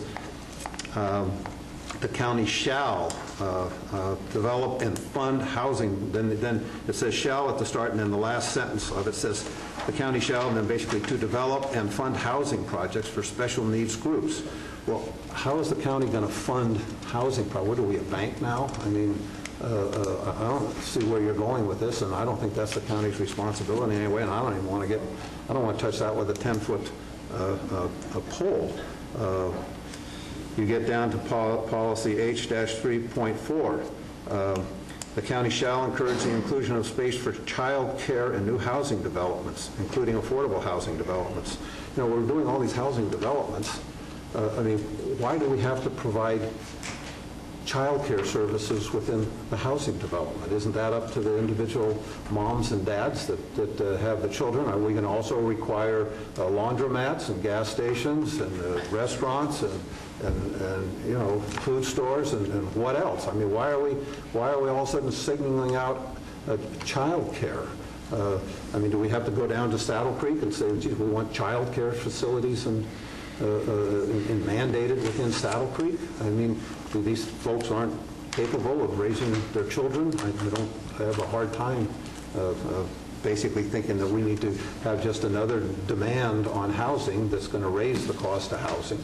And basically getting people then without children subsidizing people with children. It's just another cross-subsidization scheme. You go to page, this is a good one, page 5-14, and it's at the top, program H-3.11, definition of family. Now, here you have the county defining what a family is. Why are we defining what a family is? The county shall amend section such of the Calaveras County Code to redefine family as one or more persons living together in a dwelling unit with common access to and common use of all facilities. Well, I think you could just take that out. I don't think the county needs to be defining or redefining what a family is. I don't see what that has to do with housing. You can go to page 5-16. Program H-4.3. The county shall work with property owners and public or private organizations to ensure continued availability and affordability of subsidized units and shall provide technical and financial assistance for the acquisition and rehabilitation of at-risk properties. I don't know quite what we're doing there, and I don't know how the county, how you implement that. You go to the next page. It basically says, page 5-17, program H-1.6, water and sewer connections and replacements, the title. And it says the county shall continue to provide financing to qualified lower-income households currently on well and septic to connect their homes to new or existing water and sewer systems. Well, how are we going to do that? You know, I mean, some of the sewer hookup costs like $15,000 or $20,000, and we're going to finance that as a county? I don't understand as a county how we do that. Going to the next page, 5-18, which was one of my initial comments, that, you know, gold H-5. It's the county's goal is to assure equal access to sound, affordable housing for all persons. Well, I don't, you know, and then it goes on about, you know, regardless of race, color, red, etc. But just the first sentence, or part of the sentence, to require equal access to sound, affordable housing for all persons. We can't guarantee sound, affordable housing for all persons. I mean, when is the county going to, how are we even remotely going to do that? And who defines, you know, what's sound and what's affordable and all these sort of just basically subjective terms?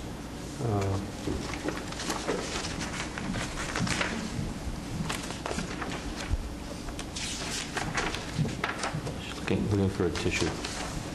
Sorry. And Mike numbers have set up for those tissues. I guess that's it. So I just look at this document and think, what are we saying here? We have no ability to deliver on half of what's in here, which is financing and making this happen. We don't have the money to do it. We have no ability to finance it. We're not going to go out and collect the loans. I don't think the county government owes everybody a home. And it goes back to my original comment. I don't know what's wrong with a rental unit. And we don't talk about rental units in here. I don't think there's a segment, as I recall, that had anything to do with a rental unit and the whole housing element. What's wrong with rental? I was 35 and renting, and I liked it. And I could move around. I changed jobs. I was in Brentwood. I was in Berkeley. I was in Fresno. I was all over the place. It was just so easy to terminate my rental agreement and rent a new place where I was going. I don't understand why everybody has to own a home, quite frankly. And I don't think there's anything wrong with rental units. And if you're low and very low and lower than very low income, then you should be looking at rental units. You shouldn't be looking at a home that lacks mobility and has payments. And at least the guy that owns the rental units is out basically taking care of the rental units. Something doesn't work, you call him up.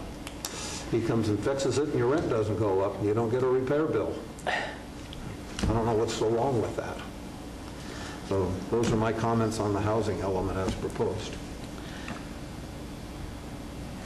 Are you sure you're through? Yep, I don't like it. Okay. Okay, there may have been a reason why this wasn't made available to you earlier. So. On your Supervisor Tryon, on your comment about the county not being in a position to provide financing for sewer hookups and that kind of stuff, I agree with that completely. But I have been aware since being on the board that there's CDBG grants that are available to qualified recipients. I mean, but that's not what this says. It says the county shall provide financing. It doesn't say to a select group. It shall provide financing to low-income people to hook up the sewer and water. Well, the way I'm reading, and that, to me, that sort of means a low-income person that meets that criteria comes in, that we have an obligation to provide financing for. Well, that may be interpreted that way, but the way I'm reading this is that's under the subheading of CDBG criteria. It talks about the provision of financing. That's what the document says. Well, I don't know why that's not the way that I interpret it. Is that can you comment on Supervisor Tryon's concerns about that, Mr. White? Yeah, I think the language is intended to support what you just said. If it's not clear, we obviously can make it clear. I mean, that's part of this process. I should also point out, and while I have the opportunity, a number of the policies and programs that were mentioned are really re-edited versions of policies that were adopted in the 2005 housing element. So they're not brand new. I mean, they're things that were there before, some of them not implemented, some of them were. In addition, the comment about the rental housing, actually there's nothing in the law or in the element that precludes rental housing. In fact, I've worked in several jurisdictions where we're very successful in administering housing programs, and the basic component of those programs was rental housing because there's really no other way to do it. Occasionally you're not saying to provide rental housing. This whole document, I don't think... Because it just talks about affordability. It doesn't make the distinction between rental and home ownership. It just talks strictly about affordability as a function of people's ability to pay and a percentage of their income to do so. Well, I think if you read this document, all the implications are that it's for a... Yeah, I don't read it that way, but again, I take your point. It's not for a rental. I mean, yeah, what you're demanding here is for a home, not for a rental property. Well, but a home can be a rental unit. Again, I don't think that distinction was something that was intended in this document. So again, if there's some statement that we can make perhaps to clarify that, that's fine. But it certainly doesn't preclude rental units. And in fact, I would say that any successful housing program is going to predominantly be rental units because there's no other way to get the affordability. That's the only thing that makes sense. Yeah. Supervisor Walensky, you have any comments? Yes, I have a few. Maybe slightly different take on the document. First, I'd like to thank the people who worked so hard to put this together. I know that it wasn't easy. I know that it was a diverse group that had its differences but came to some common conclusions on all but maybe one of the aspects of it. So I'm very pleased with the, once again, good solid citizen work to develop a document. And it is true that we could have had greater attendance at some of the public formats in which this was discussed, but I'm looking at this as a process that took the time necessary to work out some things, and I think this is an improved document over the last iteration of it in 2005. Particularly, I like the this is really an integrated set of strategies. It amounts to an integrated set of strategies toward an end that really answers the question of why do we need or why should we have a housing element. My answer to it is twofold. Number one, it's our legal obligation. And a lot of the stuff in here is simply the minimum required by law for us to submit. We had lots of experience in the last round of submitting things that didn't quite cut the mustard, and we spent a great deal of time chasing our tails, spinning our wheels, trying to get to the minimum required. And much of the earlier stated critique is actually would take us back under the level at which we could receive approval for this. So that's a concern I have, and I think this document very well incorporates the things that we need to do. But I would be, even if it was the legal requirements and if it was wrong, I would be arguing the wrongness of it. And I understand Supervisor Tryon's commitments personally to a set of principles that might oppose the whole idea of this. I'd like to pose a different thought about it. We've talked, and there's a lot of rhetoric in this county about economic development. And yet, by our land use policies and the way that we set ourselves up in housing has ultimately led to this county becoming dangerously close to becoming a retirement community. Where's the workforce housing? One of my criticisms, and I'll go through a whole lot of things that I agree with in here, but one of my criticisms of this, and my hope is that the next review of this will link this up, is that where you put jobs, and that has something to do with commercial and industrial zoning, and where you put workforce housing, or what some people are referring to as affordable housing, where do working families, where do startup families go? You take a look at our school districts, and they are losing kids. Why is that? Because we haven't got an integrated strategy to have a place that people can live, work, and shop in the same general neighborhood. Instead, we create these massive commute lanes, and by the way, that includes the desperate search for childcare for working families, in which actually a typical experience is that you get up in the morning, you take your kid to one side of the county to drop off for childcare. You then go to another place with another kid to drop off at school. You then go to your workplace, which may be a long, long way off, and somewhere in the day you're going to go shopping in another county. All right? That, in terms of our obligations relating to AB 32, actually kind of leaves us pretty screwed. So it matters that we think through an integrated strategy that includes economic development and housing, and that government actually should not be responsible for providing it, as Tryon so well articulates. But the role of government has to be to identify policies that benefit the public. That's our, it means health and safety of the public. Now, we've all agreed somewhere in American history that there's a social covenant regarding education being some, government plays some role in that. There is a lot of debate right now as to whether health care, and what role health care is, but we've all generally agreed that we should have some health care system. Back in the 50s, President Eisenhower committed to a public transportation system that enhanced the highway work that happened after World War II and helped build the infrastructure of this society. And we had, before that, a railway system that was also supported by federal and state policies.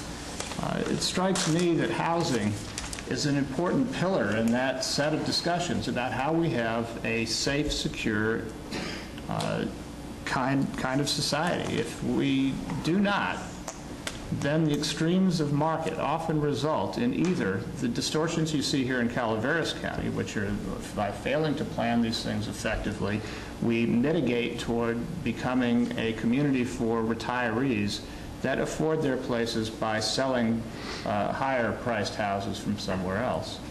I don't think that's a good social aspect or result. I do think that it's important that we have somewhere for people to live, that government work in partnership with the people who build the houses and the communities in which they're built to come up with strategies that don't ghettoize by economics. Another important thing that we've talked about in American history, we're not a people who gates ourselves off like Europe, with rich people living in one place and working people, completely separated outside of the gated community? Yeah, exactly. Well, I think we're moving away from that as a society, and I think that has real big implications as we separate ourselves out by economic strata. I think that there has to be a place for all different levels of income, especially in a county that, as you see in this report, earns less than most places. Our income distributions are quite different in terms of what percent is in very low income. My district, by the way, is exceedingly beset by low income. 4 of my towns have a median income, a household 4, that hovers near the poverty line. That's the median. It means half the people are below that. And I know that people are having a hard time finding housing, and jobs are important to them, which is why we have to integrate job strategies with housing strategies and make sure that and that's, again, one of my criticisms, is that we need to link this up in a way that is clear. And it's a chicken and egg strategy. People can say, well, you have to have a housing strategy so there's a workforce so that businesses will move because there's a workforce. And then you can say, well, people can't afford a house until they have a job. So the idea of discussing one without the other is, I think, a failure of understanding of the actual conditions that result in having both jobs and housing. They go together, and when you have one without the other, it doesn't happen no matter how much you will it. So let's go through some details here. I didn't see this as government takeover of housing responsibility. I saw it as government stepping up to a number of its legal obligations. So I was very pleased with the implementation measures that talk about public-private partnerships, about actually stepping up and having somebody responsible for this. It's very easy to fail in our goals decade after decade and then have nobody responsible. In a bureaucracy, that works. No careers are jeopardized. But this group of people recommended to us that we have somebody actually be responsible for accessing the funds. I talked earlier today about we pay a lot of taxes, and everybody's upset about it. We even have a taxpayers association saying, we should have less taxes. Well, part of this has to do with the fact that we don't see it back very much here because nobody's responsible for going and getting it. That's what this trip back to Washington was earlier discussed. And that's the kind of thing that somebody responsible for housing in this county would actually do. Our CDBG stuff is in disarray. We have much more money available to this county than we even apply for, let alone receive. And when we get it, we don't manage it to the point where we even have to sometimes give it back. That's not responsible, it's not effective, it's not efficient government, and the taxpayers should be outraged that their money doesn't come back to actually provide services. People who don't see a result of their taxes, of course, are irate.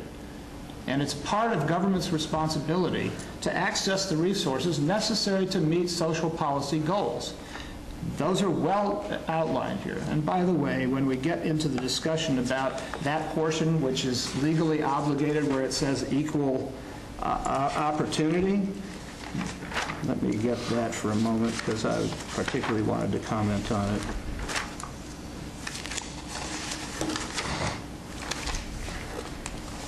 The goal isn't to provide in this particular equal opportunity section, it says to assure equal access. That's all it meant. And there was criticism of that, but the idea is that that's one of the things required in a housing policy, that you're actually formulating something that grants opportunity. And the other things that are wonderful in this is that we finally got around to discussing housing for people with special needs. I know that's another requirement, but this was enhanced and well outlined. My work with the Mental Health Board and the folks who are involved in developmental disabilities and serving that population are in a state of despair that we have not figured this out. And every time we talk about some place for housing, we have neighboring places get upset about it because we haven't figured out the land use in designated places that don't have incompatible uses, where we're putting possibly controversial housing next to a established neighborhood that doesn't want that there. That's the role of government, to sort that out, so we're providing the opportunities for people to all live in some dignity in a place, rental or otherwise. It's important that we address those needs, and in this county, they are going unaddressed. Ask any parent of a kid with disabilities trying to get independent after getting through high school somehow.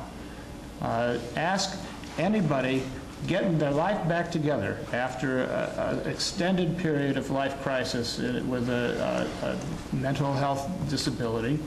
Ask the home care workers who are, struggling with their clients and trying to find housing for seniors and people with disabilities.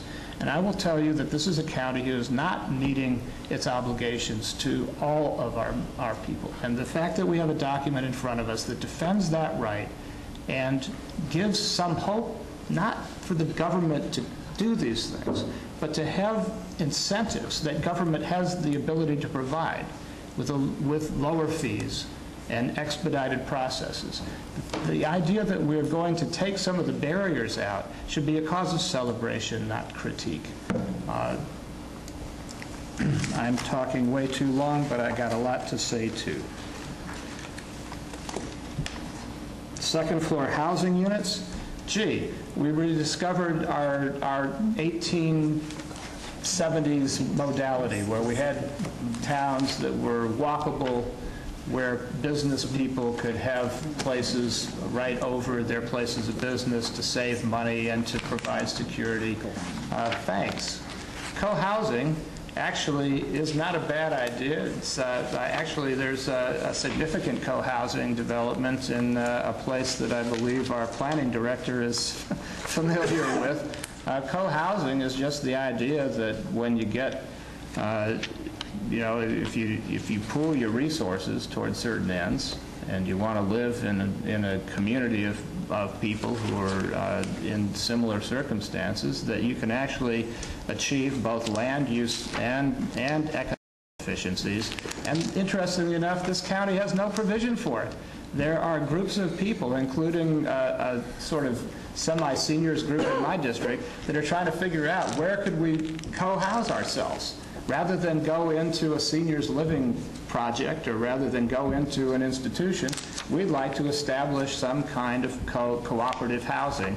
And what can we do in this county to actually get that done? Well, the answer is nothing right now, because we haven't even thought about it, and we have no zoning that would permit it, and it'll take a long time if we don't actually plan for it for those of us as we get into our later years to figure out housing arrangements that might be both affordable and socially enjoyable. So that's another thing that I'm pleased to see in this document, and I wanted to highlight. The idea that we'd give priority processing to meet goals that we've been failing, that are our legal obligations to meet, I find to be also very helpful, and it's throughout this document we see over and over again that effort to provide. Well, I'll skip a bunch of stuff here, but I would ask whether on the question of how developing affordable housing strategies, I'm for that. I want to look at our options and our strategies, but I also want to make sure that the people who are involved or listed here, it includes CalWorks, whether CalWorks has agreed to be part of that. I don't see anybody from CalWorks here, although I believe that they have an important stake in it. But I would want to know that they're prepared to help conduct this study, because I actually believe that they're listed. I know they're listed, but I didn't know whether there had been let me ask the question this way. Is everybody listed here fully on board with taking this responsibility? I think all I can say is everybody that's listed has been part of the process and consulted. How on board they are at this point is hard to say, given budgetary constraints and other things. Again, this is kind of a snapshot in time, and when or if we get to this, those circumstances could be different. All right, well, my hope is that they are, and this includes, there's a lot of organizations and names called out in this document, and it would take all of them to get the solutions that are anticipated in this. So, for instance, when we talk about the need to develop some processes that get sewer and water hookups to affordable housing projects, I would hope that the water districts, all of them, would step up and join the county in providing some lowering of fees. $12,000 makes a difference, and some of these hookup fees are even bigger. If you want a policy to actually have a result, the implementation measures matter, and the level of cooperation, and by the way, the level of funding input. If we're going to have a housing coordinator, it strikes me that there's a lot of interest that need to come to play, and they're listed in here. For instance, Angels Camp should step up. The county should step up. The districts that are responsible for utilities should step up. Our planning department and building departments separately and within their fee structures should step up to achieve an important policy goal. So without going, I've got other things like, for instance, I think it's great that NAMI was called out in the Policy 3.6, the mental health and special needs housing, but I also think that seniors need representation within this process, and DRAIL, for instance, would be one organization. I think that our senior centers should be part of this. There are people that have yet to be pieced into this that would be important representatives there. But to just summarize my comments, there's tinkering and things we could do with this, but this is a sound document. It's a legally defensible document, and it does begin to integrate the necessary partners to actually get something done, and has proposals to do it. That, to me, is a great relief, and because I'm tired of talking about it, I think that we have to begin to do something to have the outcome we're talking about. We cannot have economic development in this county without the integration of housing and land use and proximities to places where there are jobs. You cannot have one without the other, and we keep talking as if you could. That is just fantasy. Okay. Supervisor Callaway, do you have some similar comments? No, not as All much. right, Rita, that was good. We're going to break them down. I have some, I want to remind the board, this is being paid for by the general fund. The cover letter says no financial impact. I'm going to just go through a few without trying to editorialize too much. Are you referring to Steve or to myself? Both of you. I'm sure. And not all of them, Mr. White, just page 5-4 for 1.5, the minimum density standards. I wasn't clear what this meant. Ms. Keene brought it up about built to 60% of maximum density for those zones. If you have, like, we had a project in Copper or Valley Springs where it was single family. We took some of the R3, R2. That wasn't clear to me. Right, and this is kind of covered in the background report a little bit too. The concept is that these zoning districts that allow higher density should be built to those higher densities to the extent that that's possible. So this is an effort to try to ensure that there is a minimum density for developments on these parcels. So in other words, if you had a 10-acre parcel and it allowed 12 units per acre, that means you potentially could have 120 units. This policy would ensure that it would be built at least to 60% of that number, if you follow that. So if you have a subdivision which has mixed zoning, right. R1, R2, R3, what is it that's saying? That you don't change the R2 or 3, or it's 60% of the total available units? This policy relates to R2 and R3 only, so it'd only be those portions that were zoned R2 and R3 that would be subject to the policy. Okay, I mean, that one wasn't clear. We can move on, but that wasn't clear. The next one, 1.7, encourage second floor housing units. Don't we have, I thought we had a zoning for multi-use. We did that in the Arnold Community Plan. Encourage second floor housing units over commercial space. I thought we had we allowed that now. Well, I think it's allowed in some places, but maybe not universally in the county. So this would just be a policy that would allow a new zoning ordinance, a new development code to include that provision in any commercial district. Oh, well, see, now you brought up another point. On rental units, not many, I don't want to qualify it, but there are commercial plans and visions that say they want no rental units in the county. So if we're saying affordable housing, and we have communities saying, but I don't want them in my community, there's a disconnect there, and we have that. Right. So I'm just, that's just sort of a heads up for all of us. On page 5-6, number 2.1, parking standards for portable housing units. I understand the goal where we're trying to go, but the purpose was to have enough parking for a unit. So if you have a two-bedroom unit, you could have 2 spaces, or, I mean, I don't remember what the standard is. It's on page 5.6, up at the top, H2-1.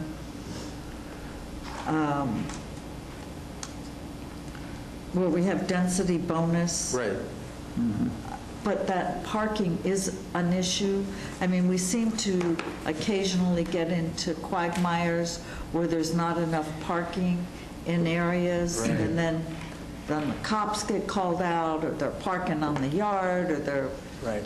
And so I understand the goal. I'm not sure. This is actually a reference to something different. This is a reference to the state density bonus law that already is on the books. Yes. And that law, in addition to requiring local jurisdictions to allow higher densities for certain kinds of projects, also allows for a developer, if you will, to request exemptions by law. And one of those relates to the provision of parking. Okay. That's what that's a reference to. That's what I understood it to be. That is a nice vision. The reality becomes we as a county or as a subdivision or as a development have to then live with that. That's and right. then it becomes a problem. The reality and the problem. There's a disconnect the there vision potentially. There's a distinction. Yes. Okay, and the next one, 2.2, second units. There's nothing in there about parcel size, and our code addresses parcel size. That's right. So I felt like should parcel size be included in that? Because when I read it, it sounded like, you have a quarter acre, you convert the garage. Right. Well, I think what this program intends to do is initiate an amendment to the code that would deal with whatever development standards the county would like to impose on second units. As you know, counties and local jurisdictions used to be able to regulate second dwelling units, but the state stepped in and said you can't. All you can really do is establish development standards that are applied ministerially through essentially a building permit process. So if you have an acre, you're allowed to have a secondary unit. You can have a secondary unit, that's right. Would this then be saying if you have less than an acre? No, not necessarily. Again, I think what this is saying is we will go through an amendment process of the existing standards in the code. That would be a public process, obviously, to determine what the acceptable standards are for Calaveras County. Okay, I just didn't want us to lock ourselves. Yeah, for example, and this is something that surprised me when I came to Calaveras County. In most places I've worked, there is a limitation on the size of a secondary dwelling unit, the idea being that there is a connection, a proportionality between the main unit and the second unit. Calaveras County, there is no size limit. So in many cases, we have units that are characterized as secondary dwelling units, which are actually larger than the primary dwelling unit. And then they come in and want to do a parcel split because they want to Exactly. sell it down the road. Right. Okay.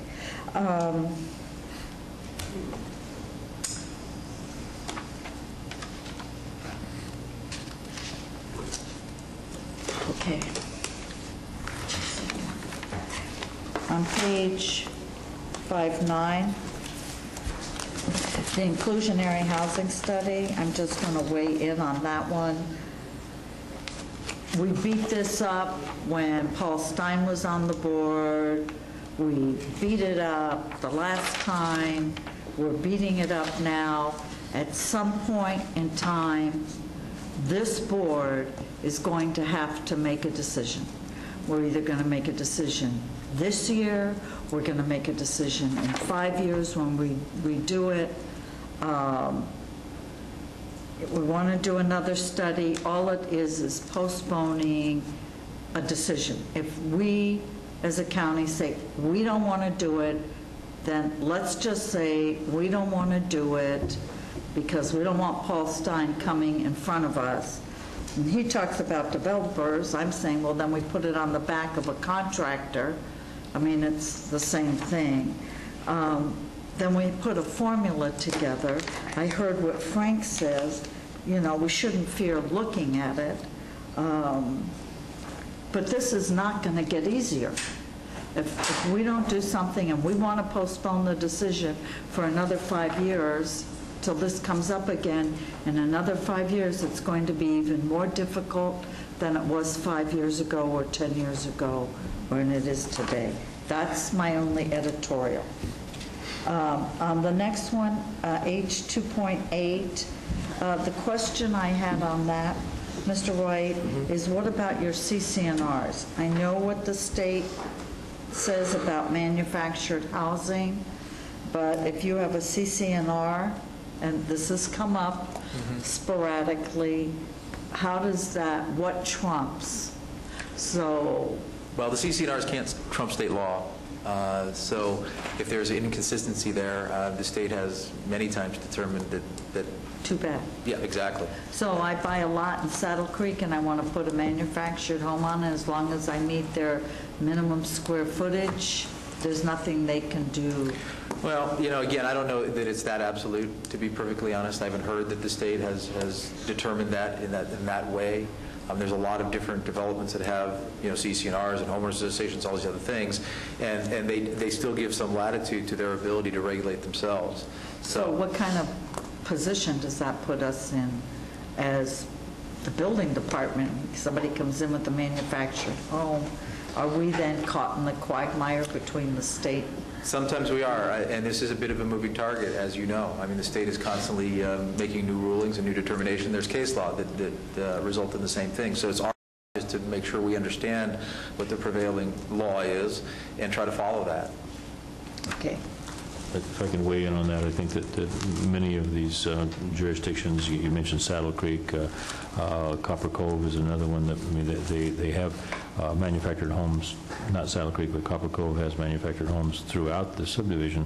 What they do is they put something in their CC&Rs that says that it has to be a minimum of an 18-inch overhang on the roof, so that there is a consistency of design throughout the subdivision, even though they may be mobile homes.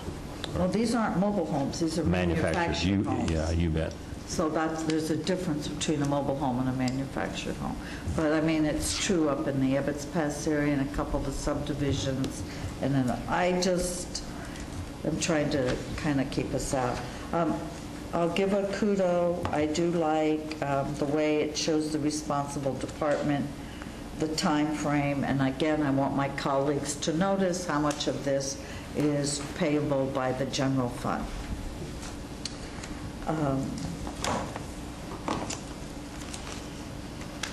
just, in the interest of time, skip to number 17, page 517, 1.6. I agree with Tom on this one. I'm not real, don't get too excited, Tryon. The county shall continue to provide financing. Again, I wasn't sure where that was going to put us versus local, state, federal funds. Local, if that means general fund, I have an issue with that. Well, again, the intent was if it was general fund related, it would say funding, it would say general fund under the funding line. I think what's needed here is to figure out what the existing program is and maybe make a reference to how that's funded. Like CDBG. Yeah, exactly. And just put that in the program language itself. Okay, I just, we say there's a lot, but I don't see anything getting done. That's right. And so, I've been trying for years to get CDBG funding for a subdivision in Ebbets Pass and haven't been able to, so. Forest Meadows doesn't qualify? No, does not. It's because there's a gate on. Page 521. The housing coordinator, I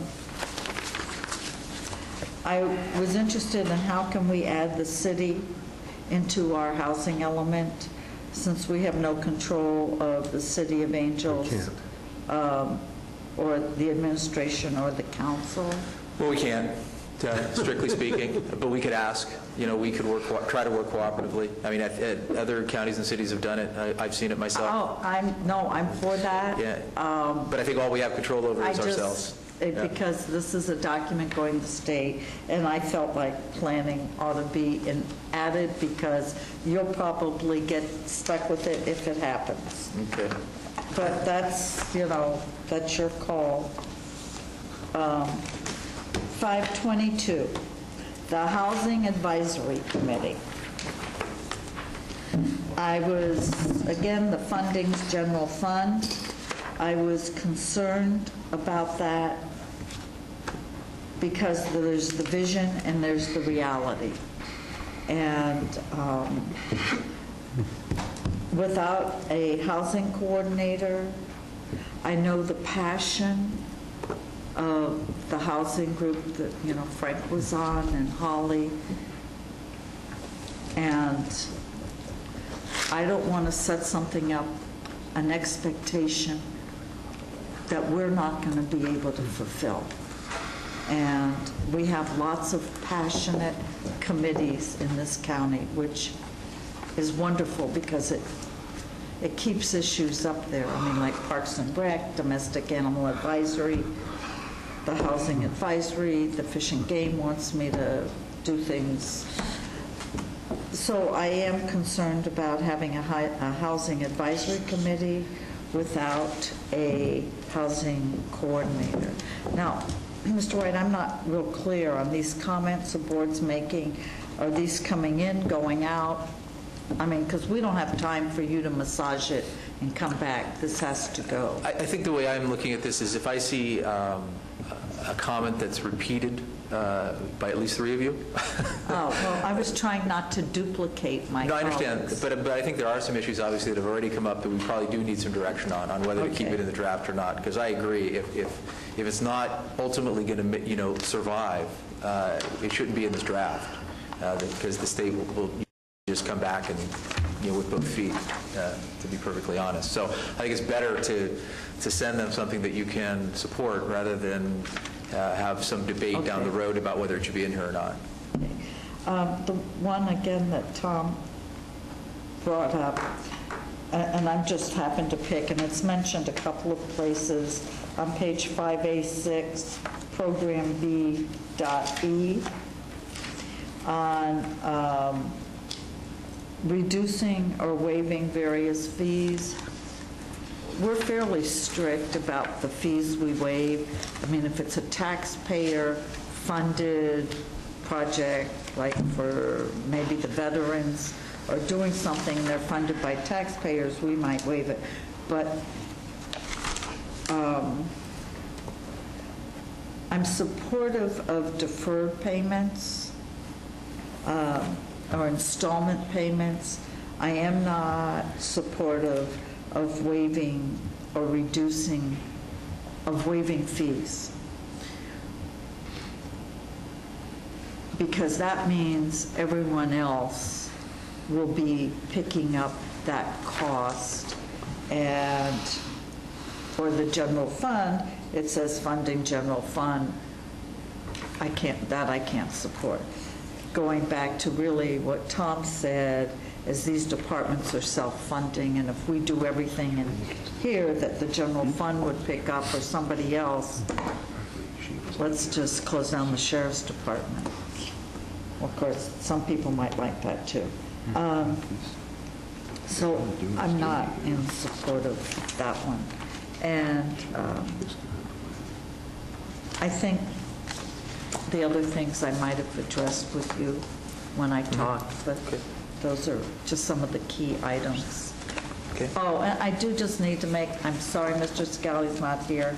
He and I love to sort, but where feasible, remove unnecessary impediments or different modifiers. So if the Taxpayers Association would like to recommend and find a way that we have no building inspectors, no plan checkers, and all contractors have to do a 20-year bond on everything they build, and or banks do, I'd entertain that. But and the one on the general plan consultants have ideological perspectives, and we should hire somebody who's the U.S. Constitution expert. I have to remind the Taxpayers Association that it's the communities and the Board of Supervisors and state government codes that direct this, not the consultant. And if it is, then shame on us. Thank you. Okay. I'm just going to make a quick comment that I sort of, just a second, I subscribe to the theory that this is a participative process. If I wanted this to be substantially different, I should have been there when it was going on. So I applaud the effort that has gone into this. I'm not going to pick it apart. Okay, I close the public hearing on this. Polly, you've been sitting here patiently. Do you have a comment? I'll open the public. I only want to comment. Just come to the podium. This is your draft, and I haven't read this, but I'm listening to you talk about it, and I don't like to see our Board of Supervisors do anything that would redefine the family. I think a family is a family, And I'm just listening to what you're talking about here today, but I would not like to see us as a county redefine family. Thank you. Okay, on that particular thing, is there state law that dictates what we have to put there? Well, I think this grows out of a lot of different case law and state law regarding how zoning works. And typically, in zoning districts, you'll have something called a single-family zoning district, for example. And in my experience, we've run into many difficulties to finding exactly what a single family is, because everybody has a different view of what a family is. And this is an attempt to make a legal definition, not necessarily a social or cultural definition of what a family is for the purpose of this housing element and subsequent implementation of the housing element. I did have a question about the wording, which I find somewhat awkward when we have one or more persons living together. I'm not sure how one person can live together. And I'm just trying, I mean, it must be a very together person in that regard. But I'm just... No, you're exactly right there. Yeah. Should be two. Maybe more. Well, I was kind of hoping at least we could get to that point, because otherwise people might mock us. I know a lot of people in this county that have multiple personalities. Right. I didn't want to go there. But I think it would be safer to put two. Okay. Good catch. All right, well, the public hearing is closed again, and I wouldn't be doing my job if I didn't acknowledge Supervisor Tryon started off by saying he wanted to throw a bunch of these things out. You have my permission to make a motion. I'm not sure whether you'll get a second, but... Well, geez, I got to go through the whole thing again. You're going to force me back through this one. Just try one of them for... Okay. Oh, you mean we're going through this item by item? No. I just want him to, I said I wouldn't be doing my job if I didn't acknowledge that he wanted to accomplish something. Okay. I'm going to give him a chance. Start with surplus county land. I don't think that the first call on surplus county land should be affordable housing. I think the Board of Supervisors should have full discretion, including affordable housing, and how they dispose of county surplus land.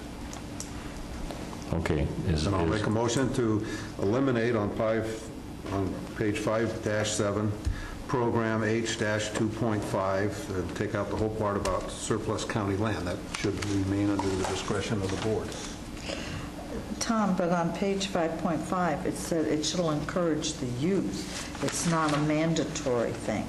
Well, it says the county shall evaluate all county-owned surplus land to determine its suitability for affordable housing. Page 5-7. Right, I've got that. Okay. Well, But on I'm just saying 5.5, surplus county land should be under the discretion of the board and not be in the housing element, is how the county is to dispose of surplus land. Okay. We have all kinds of surplus, or all kinds of county land that I guess at some point can be determined to be surplus. I gave you an excellent example of the 300 acres that the Red Hill transfer station is on. And it was 300 acres because it was the primary dump at one point. Because of the argon coming out of there, you couldn't put houses on it anyway, Tom. But right. Well, I mean, this says that before we can do anything else, affordable housing has the first call, and then you'll say, well, the board will say, well, we don't want to do that, and then you'll have the Affordable Housing Coalition out here will come in and say, oh, that's in the housing element, you're violating the community or the general plan. You can't do this. We want this for affordable housing. I mean, if you put it in here, that's what will happen. That's not how I read it. I'm missing that, too. This asks us to evaluate our surplus properties and see whether any of it might suit this need. The problem that we've had is that nobody's responsible, nobody's looking, and we get nothing done. This is just saying, let's check it out and see what might work. okay, staying to the protocol here, Supervisor Tryon has made a motion that we strike this section. Do I hear a second? Okay, that motion fails for lack of a second. Do you have another... Okay, then let's get to the big one. I would like to take out on page 5.9, program H-2.7, inclusionary housing study. I think that whole thing needs to come out. I don't think we need another inclusionary housing study. I think we're all fully informed on it. A study would be paid for by the general fund. Do we want another study, general fund study on inclusionary housing? I think that needs to just come out of the housing document in its entirety, that segment. And also move. Okay, we have a motion. I don't know if I'm going to second it. I need a clarification. Mr. Wright, I feel like we need to deal with the issue. Taking it out just says we're taking out doing a study. Right, but I would also... But the issue is, I'm sorry. That's okay. Go ahead. But the issue's sort of floating out there, and we're not dealing with it unless we say we will not have inclusionary housing in Calaveras County. Well, I think if you take it out, it's a clear indication that inclusionary housing is not one of the tools you want to use to achieve affordable housing in the county. It's as simple as that. I think the reason it's written the way it is, both originally and as modified, was that there really hasn't been a consensus about what is possible under an inclusionary housing program or some other kind of fee-based program again. And so it's kind of a program that would allow for that to be studied further. And I understand this is a divisive topic. It will continue to be divisive and controversial. But I think what the state's looking for a lot of times in dealing with our obligations under the state law are mechanisms by which the counties or any local jurisdiction can provide a way that affordable housing will actually happen. And this is one of those mechanisms that has been proven to work, regardless of what people may think about it. So Oak Canyon's paying $900 a unit. Right. And that goes into something. Should go into some sort of housing fund. I mean, I think that's... So would they be the only ones on the block? Not necessarily. Again, I think a program could include many components, some of which were discussed today, maybe others that we haven't talked about. And that's why it's proposed to be a study. I understand, we're deferring this downstream, and will the study ever happen? Will it just become a lightning rod and never come into being? I think it's better to have it in there if there's a consensus to explore this than to take it out, because then I think you're just sending the message that you're not going to use that tool, period. Okay, thank you. Okay, just for clarification, the $900 on Oak Canyon was a traffic mitigation, not a housing mitigation. Didn't they have to do something? No. Wasn't it Oak Canyon? There was Yes, some small thing that was included in that or discussed in relation to didn't they have, Oak Canyon have to do? That was for Tuolumne. Yes. I thought they had to do X. I think they had to do X. There was some small, for affordable it wasn't housing. 900, but it was some small. 25, I mean, maybe it wasn't 900, but I'm pretty sure. 500 per unit? I don't know where the money's going or if it's coming in. Well, there's no units. Well, there's no units. But I think that was... Gone nowhere. It was Tuscany Hills that I think there was some combination. Okay, well, right. whatever it is, I thought it was okay, and it could have been Tuscany. There's something out there per unit, not saying it had any basis in fact, or there was a study, it was just a gimme. So, okay. All right, I'm not going to support Mr. Tryon. Okay. I'd like to make one comment on this. It seems to me that maybe this is not properly named given the revision that's happened, and that what this really is, as I read it, is identifying affordable housing strategies, studying them so that we can bring it back for a board policy. This is something that's way overdue around here. We need to take a look at what other people are doing. We need to take a look at what our options are, study it carefully, and make a decision. Perhaps the title should be then, rather than inclusionary housing study, affordable, or a affordable housing strategy. Yes, I would propose that. If this has died for lack of a second, I would move to retitle it.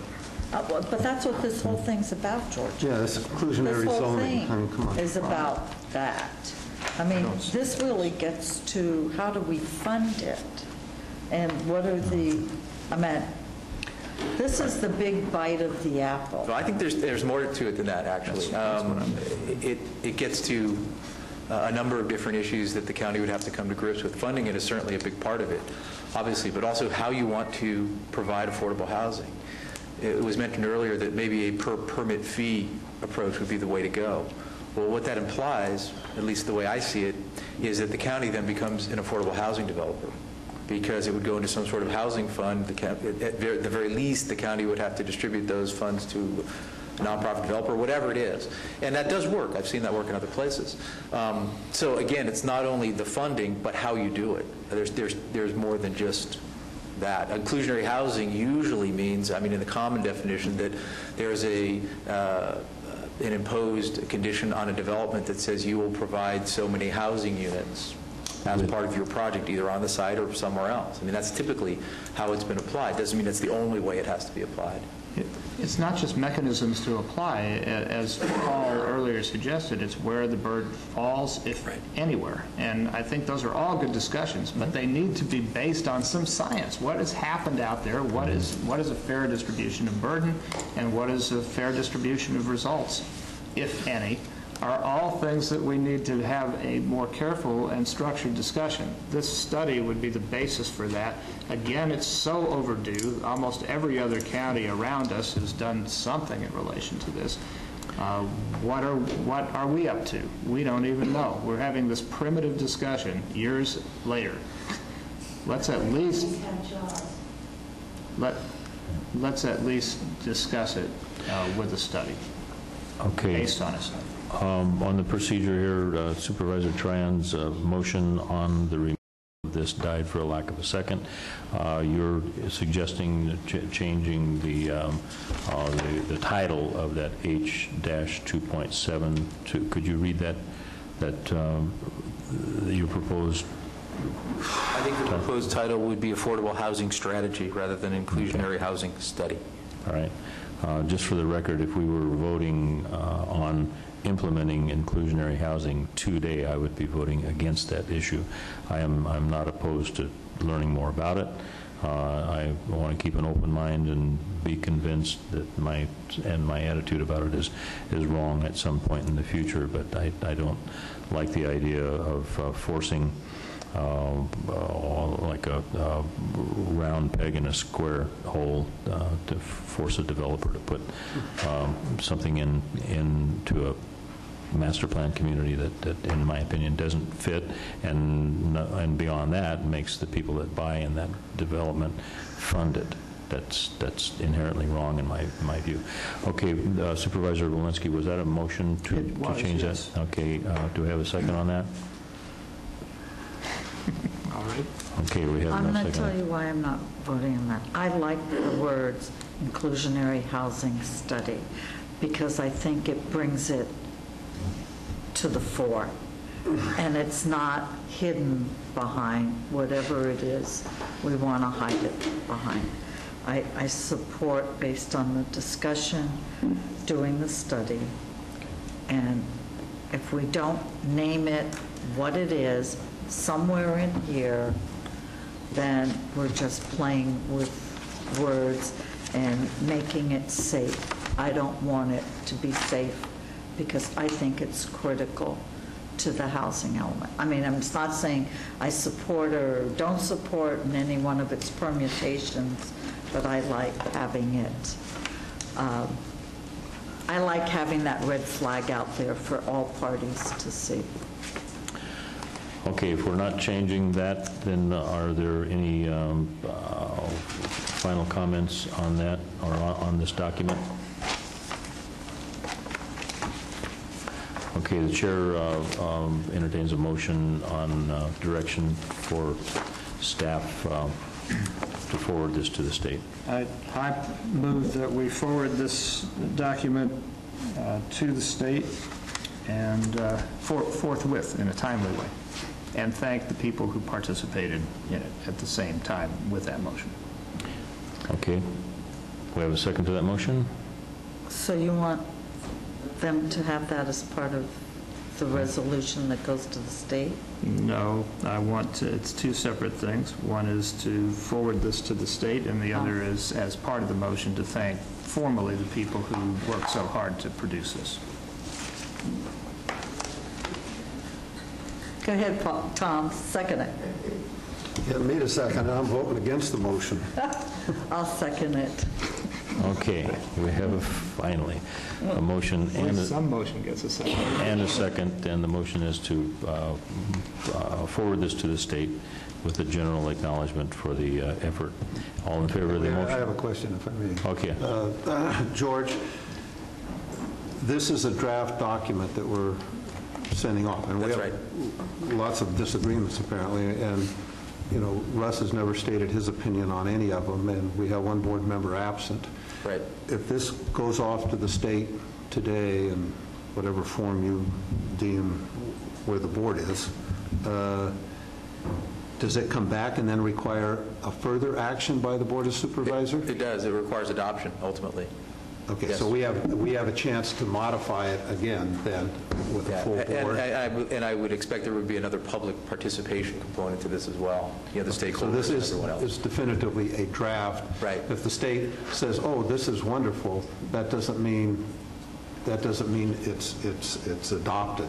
I mean, it has to come back before this board for further action. Right, but as I said before, the state's reviewing this as if this is something that in some way or reasonable shape and form will be potentially adopted by the board. So if there's major modifications made that, on a policy side. We're missing a board member, so No, I understand. And Russ has never. But I'm just saying you do have the ability to modify it. Russ has not expressed an opinion on anything other than inclusionary zoning that I've heard, so. Well, I said, blanket statement was that I'm not going to find specific objections to this because I think that it's been well vetted, and I like it, Okay, with the exception. Okay. Yeah. Public hearing is closed, Diane, excuse me. All right, we're very, very close here to getting this thing off of our desk. We have a motion and a second to forward it. You've got your clarification on if we'll have a chance to see it again. Okay, on all in favor say aye. Aye. Aye. Opposed? No. Okay, so we have the motion carries on a 3, 1 declining, 1 absent. Okay, and thank you very much. The next and final item on our agenda this morning is the review of correspondence, reports on various matters of concern. Starting with Supervisor Tryon. I'll be attending a COG meeting Wednesday. That completes my report, Mr. Chair. Okay, Supervisor Walensky. I have the Behavioral Health Board meeting today. I am meeting with a delegation from Hayfork on forest issues through the National Forest Foundation on Wednesday. On Thursday, we've all been invited to the Mountain Oaks Service Learning. I think it's in our board packet. There's a communication, and that's going on, I believe, from 5 to 7 at Mountain Oaks, trying to link learning with public service. On Friday, I have the first 5 board meeting, commission meeting in the morning, and then I'm going to a conference at Chico State University regarding economic conversion and jobs. I'm on Saturday going to be speaking at the State Conference of Planning Commissioners. And on Monday, I have the Sierra Nevada Conservancy meeting in Auburn from 1 to 6, and a Paloma Community meeting at 7. Okay. Logistically complicated week. Okay, on the subject of Sierra Nevada Conservancy, I've been deluged with all sorts of budget issues, state, county budgets, but the most recent thing that I read about the Sierra Nevada Conservancy's funding, is that still in jeopardy? Or? Well, actually, there's a proposal that just came out late last week to fund it as part of the water discussion to the tune of $70 million for the next several years. The that is still a pittance compared with the Coastal Commission's allocation and other more populated areas. The problem here, and as seen by the Sierra Nevada Conservancy, is that the entire water discussion going on right now in California is under the illusion that water comes from the Delta, leaving out the counties of origin and Sierras as a whole. This is just fundamentally flawed, and if you do not fund the places where the water originates, both for water stewardship and certainly for a presence in the discussion, what you wind up with is severely impaired government policy, which we're now getting ready to accomplish on a scale really unprecedented in the last 30 to 40 years. So as all Sierra counties and as certainly as the RCRC and many other groups are weighing in right now, we need to argue both for the funding of our organizations that are looking out for us, and secondly, take our proper role in the water and other discussions having to do with resources. 65% of the natural resources in the state of California come from counties that constitute less than 3% of the population. If there's not a better partnership with the populated counties that are using the resources, we're going to have continuing bad policy and almost a colonial relationship with downstream users on water.